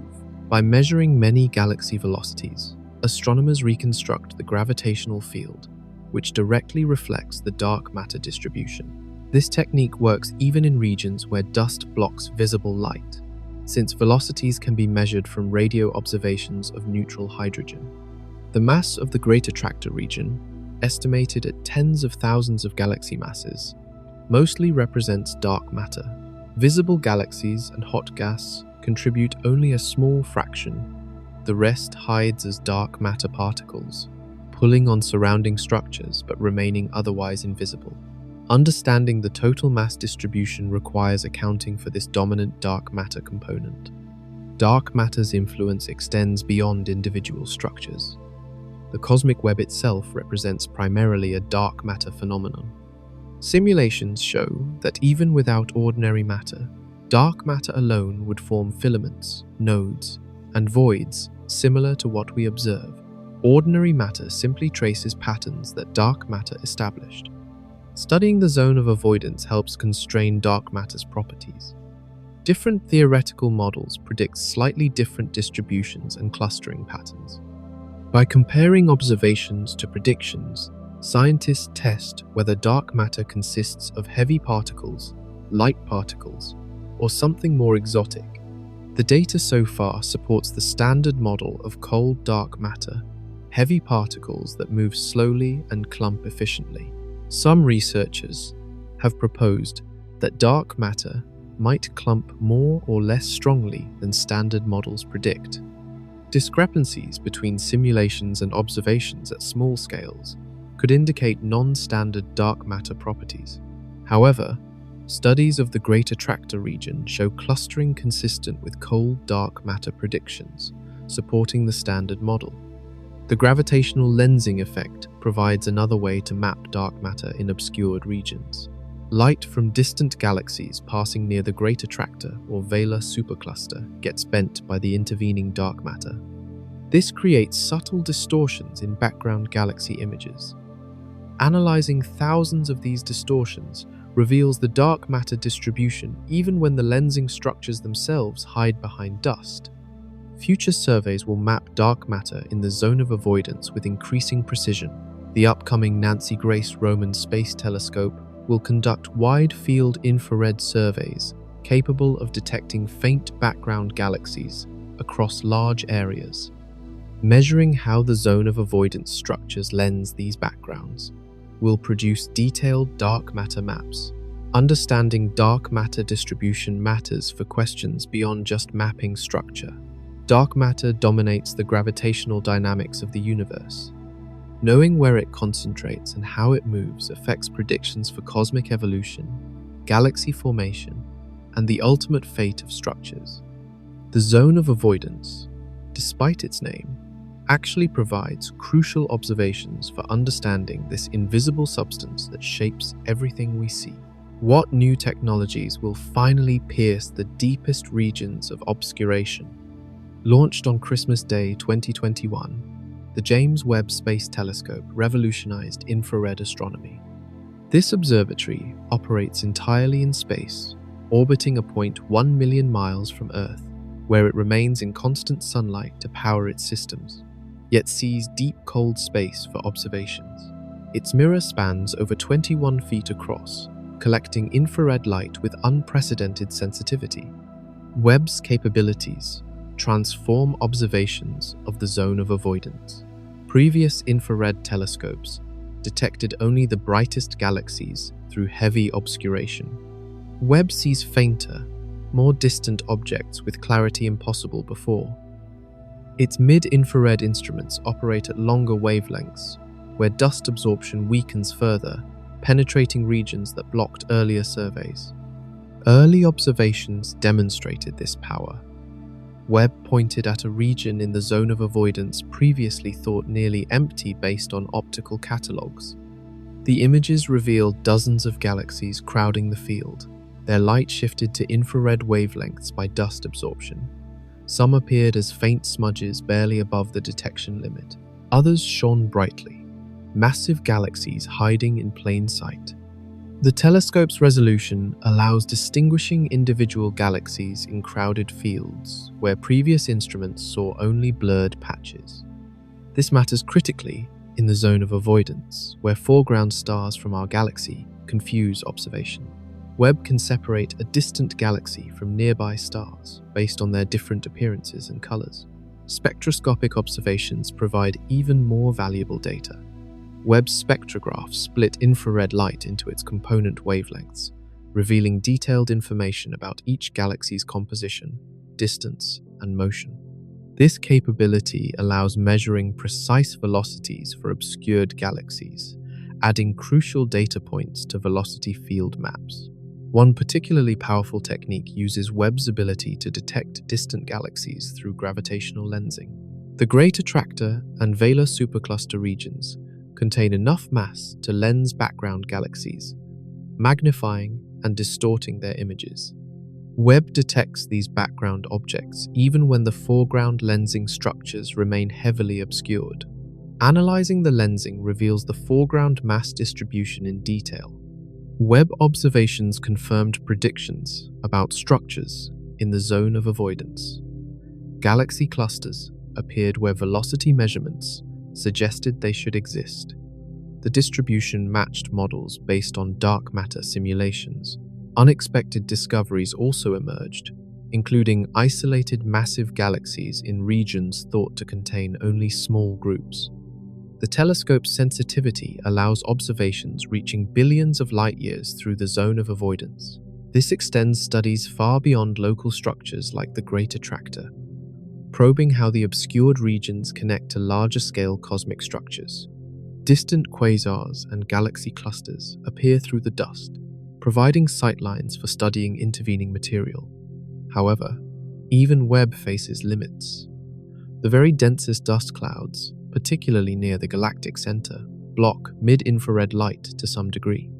Complete penetration requires radio observations. Webb also cannot cover large sky areas quickly. Its detailed observations focus on small fields, building up maps gradually rather than surveying entire regions at once. Future missions will complement Webb's capabilities. The Nancy Grace Roman Space Telescope, planned for launch later this decade, will conduct wide-field infrared surveys covering thousands of square degrees. While less sensitive than Webb for point sources, Roman will map large regions efficiently, identifying targets for detailed Webb follow-up. Ground-based infrared telescopes continue improving as well. Adaptive optic systems correct for atmospheric distortion, achieving resolution comparable to space telescopes at near-infrared wavelengths. Extremely large telescopes under construction feature mirrors over 100 feet across, collecting vast amounts of light for studying faint obscured galaxies. The combination of space-based and ground-based facilities creates a powerful toolkit for zone of avoidance studies. Each instrument contributes unique capabilities, together piecing together comprehensive maps of the hidden universe. Within the next decade, astronomers expect to detect and catalog the majority of galaxies in even heavily obscured regions. Webb's observations already revealed surprises that challenge existing theories. Some galaxies appear more massive than expected at their distances. Others show unusual compositions or morphologies. Each discovery refines our understanding of how galaxies form and evolve in regions that previously remained unstudied. Yet some regions may remain forever beyond our view. Even the most advanced telescopes face fundamental limits when observing through the zone of avoidance. Some regions contain dust so thick that no wavelength of light can penetrate effectively. The very densest parts of the galactic plane will likely remain partially obscured for the foreseeable future, hiding portions of the universe permanently from direct observation. The galactic center region presents the most extreme challenge. Looking directly toward the center of our galaxy means peering through the maximum thickness of the galactic disk. Layer upon layer of dust clouds accumulate along this sightline, extending for thousands of light years. Even radio waves struggle to penetrate completely, though they fare better than any other wavelength. Dust extinction increases exponentially with column density. Doubling the amount of dust along a sightline reduces transmitted light by much more than half. Looking through the galactic center involves traversing perhaps 10 times more dust than typical zone of avoidance regions. The extinction becomes so severe that all but the most powerful radio observations fail to detect anything beyond. Another fundamental problem comes from source confusion. The galactic plane contains hundreds of billions of stars.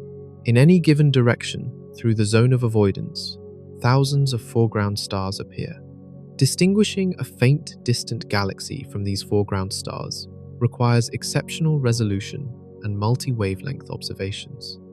Some regions remain so crowded that confusion dominates over detection.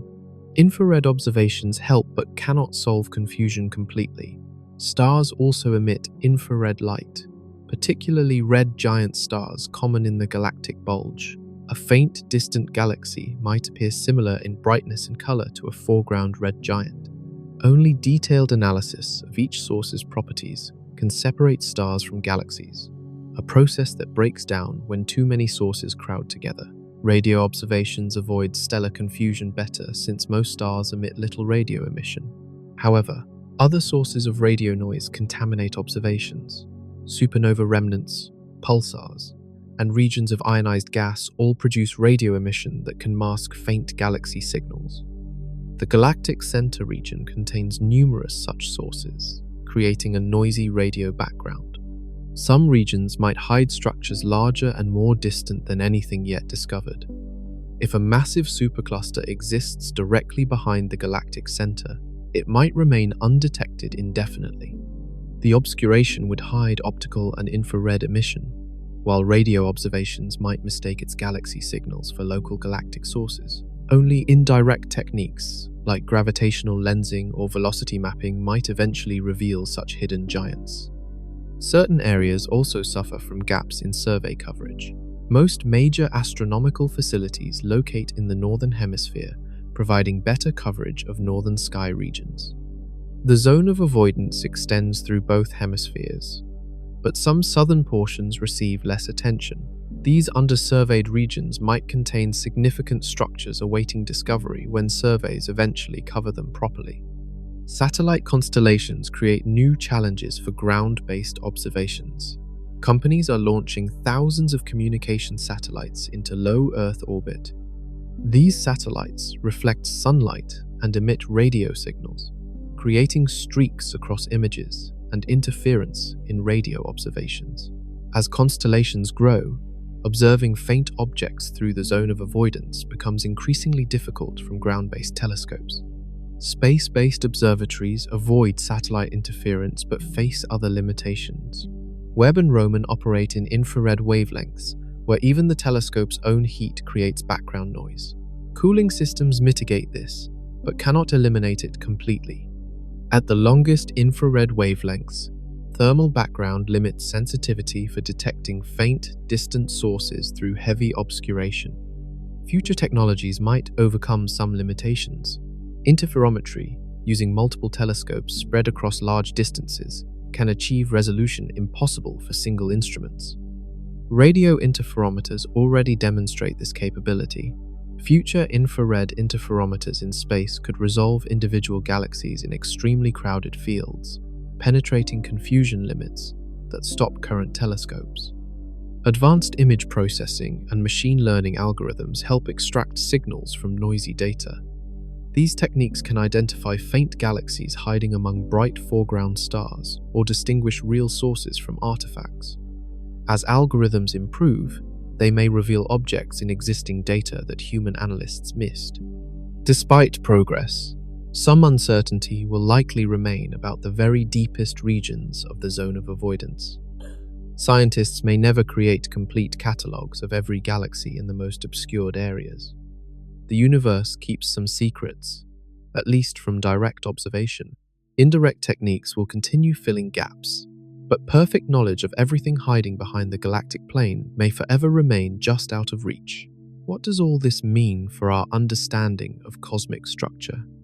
The discovery of massive structures in the zone of avoidance fundamentally changed how astronomers understand the universe's large-scale organization. Missing 20% of the sky meant missing crucial pieces of the cosmic web, creating gaps that distorted our picture of how matter distributes through space. Early surveys of galaxy distribution showed obvious structure. Galaxies cluster together in groups. Clusters line up along filaments. Large voids contain few galaxies. This pattern, called the cosmic web, emerged from mapping millions of galaxies across the sky.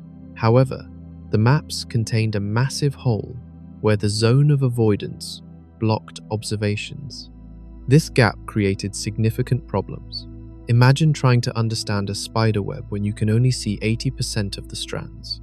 The overall pattern might be apparent, but crucial connections remain invisible. Similarly, large-scale structures that crossed through the zone of avoidance appeared fragmented in surveys. Scientists could see portions emerging on either side of the obscured region but could not confirm whether they connected. The discovery of the Vela supercluster resolved some of these connections. This structure bridges a major gap in the cosmic web, linking galaxy concentrations in constellations on opposite sides of the galactic plane. The connection confirms that the cosmic web continues smoothly through regions we cannot easily observe, maintaining the same filamentary pattern seen elsewhere. Understanding structure completeness matters for cosmology. Scientists use the distribution of galaxies to test theories about the universe's composition, expansion history, and fundamental properties. If surveys miss major structures, the results become biased. The zone of avoidance created a systematic bias, potentially skewing conclusions about how matter clusters. For example, measuring the universe's matter density requires counting galaxies across representative volumes of space. Missing 20% of the sky means potentially miscounting galaxies by 20%. In reality, the bias proves more complex since different parts of the zone of avoidance suffer different obscuration levels. Corrections require detailed modeling of how much structure likely hides in unmapped regions. Discovering unexpected massive structures in the zone of avoidance raised concerns about what else might hide. If the Vela supercluster remained unknown until 2016, could other comparably massive structures still await discovery? Each new detection changes estimates of how matter distributes, affecting cosmological calculations. The Great Attractor discovery demonstrated how hidden structures could influence observable galaxies. Our motion toward this obscured region seemed mysterious until observations revealed the mass concentration causing it. Other peculiar galaxy motions might similarly result from hidden structures not yet detected. Mapping the zone of avoidance helps explain these motions. The data from zone of avoidance surveys now feeds into large-scale structure models. Simulations of cosmic evolution compare their predictions to observations, testing whether dark matter and dark energy models correctly describe reality. Including newly discovered galaxies and clusters from obscured regions provides better comparison tests, strengthening or challenging various theoretical models. Some theories predict specific differences in how structure should appear at different scales. Comparing observations at multiple scales tests these predictions. The zone of avoidance provides crucial data at intermediate scales between local galaxy groups and the largest superclusters. Filling this gap allows more rigorous testing of structure formation theories. The discoveries also impact understanding of how superclusters form and evolve. Models predict that structures grow hierarchically, with small objects forming first and merging into progressively larger systems. Observing superclusters at various distances shows this evolution in action. The Vela supercluster and Great Attractor provide nearby examples for detailed study. Measuring the flow of galaxies toward attractors like Shapley reveals information about dark energy. This mysterious force accelerates cosmic expansion, working against gravity. The balance between gravitational attraction and accelerating expansion determines whether structures continue growing or freeze at current sizes. Velocity measurements constrain dark energy strength and behavior over time. The zone of avoidance studies contribute to these measurements. Each new velocity data point helps map cosmic flows more accurately. The Great Attractor region proves particularly valuable, since many nearby galaxies show motion influenced by structures there. Untangling the contributions from various mass concentrations requires knowing what actually exists in obscured regions. Future cosmological surveys will incorporate zone of avoidance data routinely. Upcoming projects plan to map billions of galaxies across the entire sky, including obscured regions using infrared and radio observations. These comprehensive surveys will finally eliminate the systematic gap that has complicated cosmology for over a century. Could more massive structures still hide in the blind spot? The discovery of the Vela supercluster raised an obvious question. If one massive structure remained hidden until recently, could others still await discovery? The zone of avoidance obscures roughly 20% of the extragalactic sky. Statistically, it should contain roughly 20% of all massive structures at any given distance. Most superclusters at distances comparable to Vela would have been detected by now if located in clear sky. The Shapley supercluster, though farther away, was discovered decades ago because it sits outside the zone of avoidance. Vela hid only because of its unfortunate position directly behind the galactic plane. This suggests few comparably massive structures remain completely unknown at similar distances. However, probability allows for surprising outliers. Random chance might concentrate several massive structures in obscured regions. Current surveys have detected only a fraction of the galaxies hiding in the zone of avoidance. Comprehensive mapping requires years of telescope time, and some regions remain barely studied. Additional major discoveries seem plausible. Scientists identified several potential massive structures through indirect evidence. Peculiar galaxy velocities suggest concentrations of matter in obscured regions beyond those already confirmed. Some of these velocity patterns might indicate undiscovered superclusters comparable to Vela. Others could represent smaller structures or statistical fluctuations in the galaxy distribution. One candidate region lies in the constellation Puppis. Velocity measurements show galaxies in that area moving in patterns consistent with a massive attractor beyond the zone of avoidance. Preliminary radio and infrared observations detected galaxy concentrations, but complete mapping awaits more extensive surveys. The structure might rival the Vela supercluster in mass, or could prove to be something smaller. Another potentially significant structure appears in the northern zone of avoidance. Galaxy counts near the edges suggest a continuation of known structures across the obscured region. However, the central portions remain poorly sampled. Whether this represents a new supercluster or simply the expected extension of known structures cannot be determined without better observations. More distant structures prove harder to detect even in clear sky. Superclusters beyond 1 billion light-years appear faint and small due to distance. Placing such structures in the zone of avoidance makes them nearly impossible to detect with current technology. Several might exist undetected, awaiting future surveys with greater sensitivity. The probability of major discoveries decreases as surveys improve. Each new galaxy detected constrains possible structures in unmapped regions. If surveys have now found most galaxies brighter than some limit in obscured regions, then any remaining undiscovered structures must contain primarily fainter galaxies. This limits their total mass and influence. Computer simulations provide guidance about what to expect. Researchers run simulations matching the observed universe, including the same distribution of matter and expansion history. These simulations generate mock universes statistically similar to reality. By examining what structures form in the simulation's zones of avoidance, scientists estimate what likely hides in the real zone of avoidance. Simulations suggest a few more supercluster-scale structures probably remain undetected. The exact number depends on details of how structure forms and how effectively dust blocks observations. Most estimates place the number of undiscovered Vela comparable structures between 2 and 5. Smaller structures numbering in the dozens or hundreds likely still await detection. The possibility of completely unexpected discoveries remains.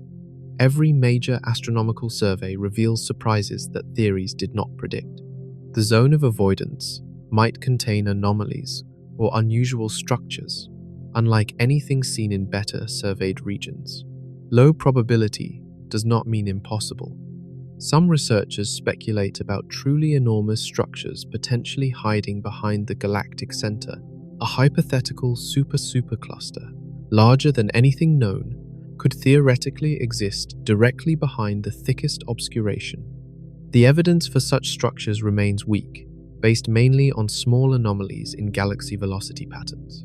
Most astronomers consider this unlikely, but ongoing observations continue testing the possibility. The ultimate question is whether any undiscovered structures matter for cosmology and our understanding of cosmic motion. If they exist but contain masses comparable to known structures, their discovery would be interesting but not revolutionary. Only finding something truly unexpected or much more massive than predicted would fundamentally change our picture. Current evidence suggests the major mass concentrations influencing our cosmic neighborhood have been identified. The Great Attractor, Vela supercluster, and Shapley supercluster account for most observed peculiar motions. Additional discoveries would refine our understanding but likely not overturn it. The universe probably holds fewer dramatic surprises in the zone of avoidance than it did a decade ago. Nevertheless, comprehensive mapping continues.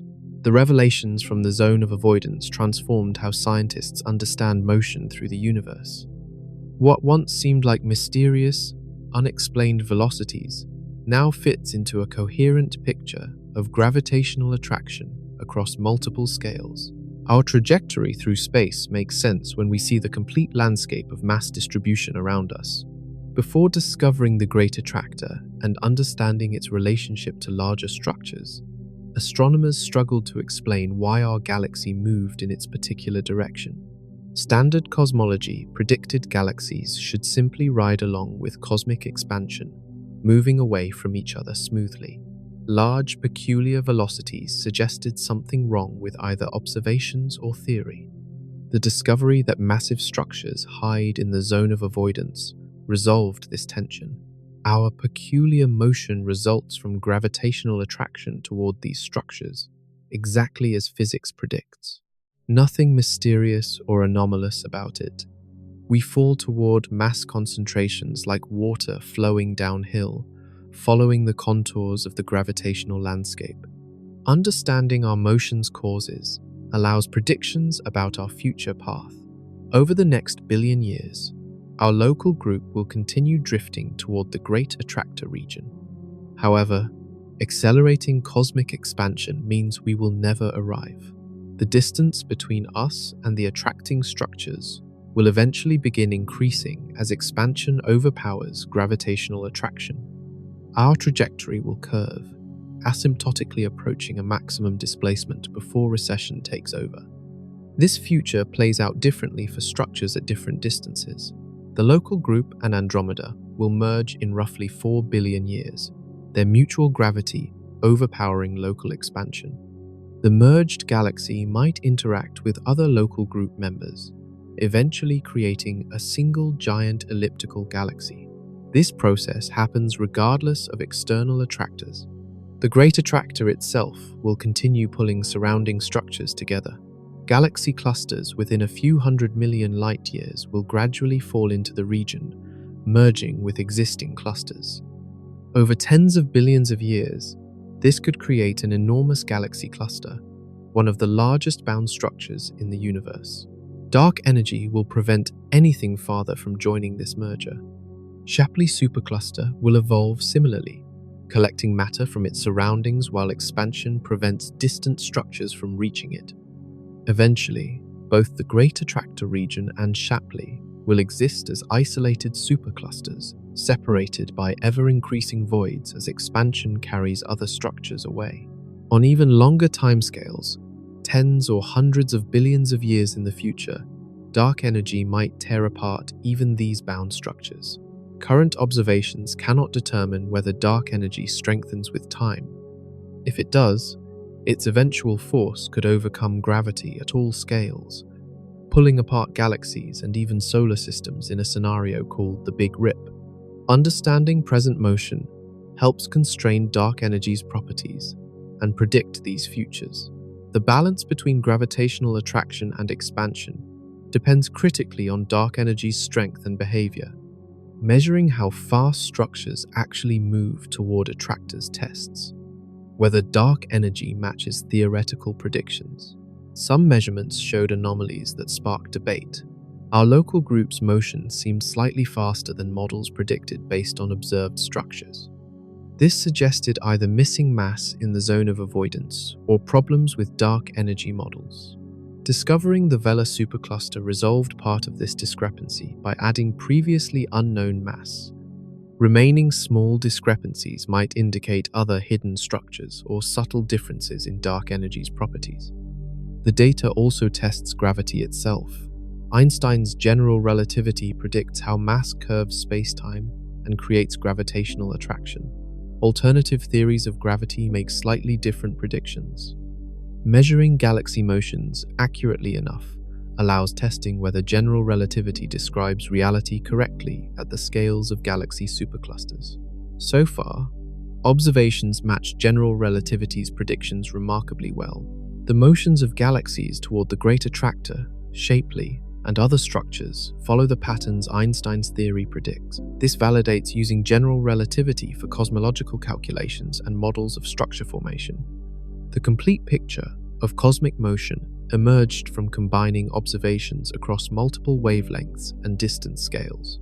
Optical surveys mapped galaxies in clear regions. Infrared and radio observations revealed hidden structures. Velocity measurements showed motion patterns. Simulations tied everything together into a coherent framework explaining what we observe. This achievement demonstrates the power of persistent scientific investigation. The mystery of our peculiar motion took decades to solve, requiring technological advances and observations across the entire sky. The zone of avoidance created significant challenges, but astronomers developed methods to overcome them. The result is a comprehensive understanding of our place in the cosmic web and how we move through it. What remains to be discovered in the hidden regions? The next decade promises revolutionary advances in mapping the zone of avoidance. Multiple missions currently under development will push observations far beyond what current telescopes achieve. The combination of these new capabilities should finally reveal essentially everything hiding behind the galactic plane. The Nancy Grace Roman Space Telescope, scheduled for launch in the late 2000s, will conduct the largest infrared survey ever attempted. Its wide-field camera covers an area 100 times larger than Webb's instruments, while maintaining high sensitivity. Over its mission lifetime, Roman will image thousands of square degrees through the zone of avoidance, detecting hundreds of millions of galaxies.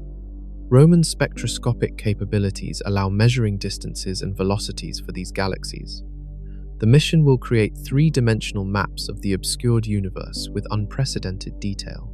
Structures like the Vela supercluster will appear in complete clarity, revealing every significant galaxy and cluster throughout their extent.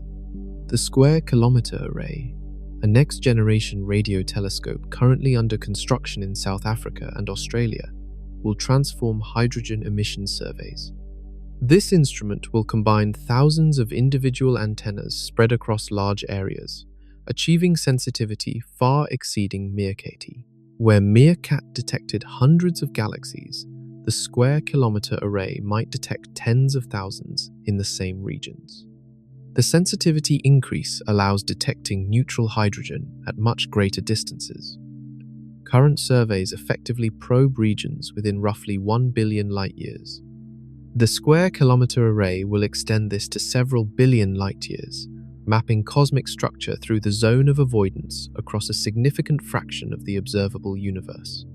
Ground-based, extremely large telescopes entering operation this decade will contribute crucial observations.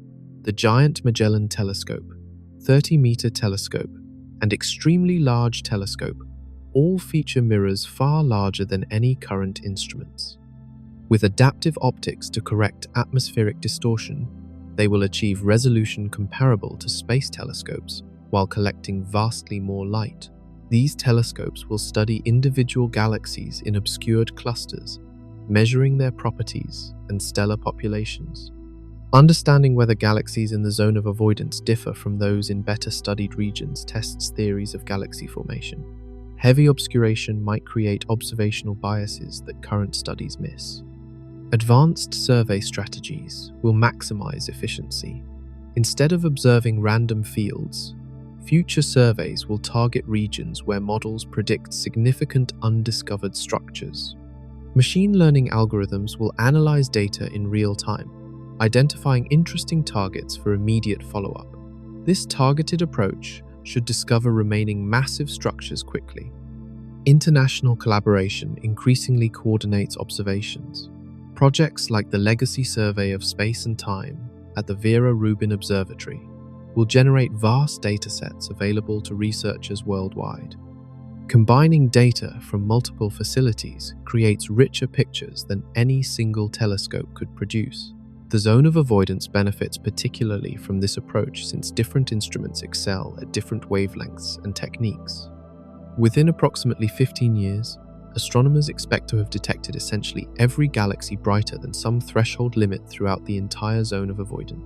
Catalogues will contain tens of millions of galaxies, with positions, distances, velocities, and basic properties measured. The gap in our cosmic maps will finally close.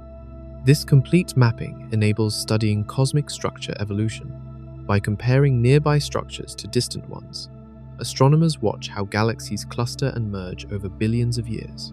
The zone of avoidance provides crucial sightlines for these studies, revealing structure at distances that complement observations in other directions. The data will test cosmological theories with unprecedented precision.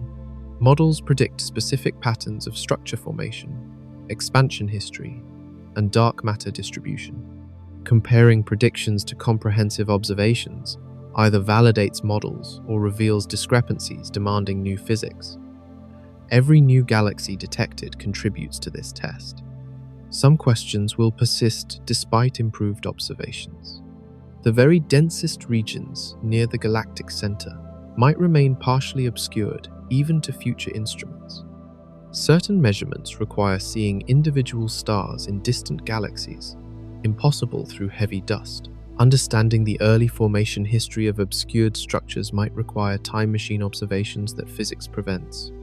Nevertheless, the transformation from nearly complete ignorance to comprehensive knowledge represents an extraordinary achievement. A century ago, astronomers did not even know galaxies existed as separate objects beyond our own. 50 years ago, the zone of avoidance seemed permanently impenetrable. Today, we detect structures hiding there. Tomorrow, we will map them completely. The hidden universe reveals its secrets gradually, each technological advance peeling back another layer of obscuration. What remains invisible today becomes visible tomorrow.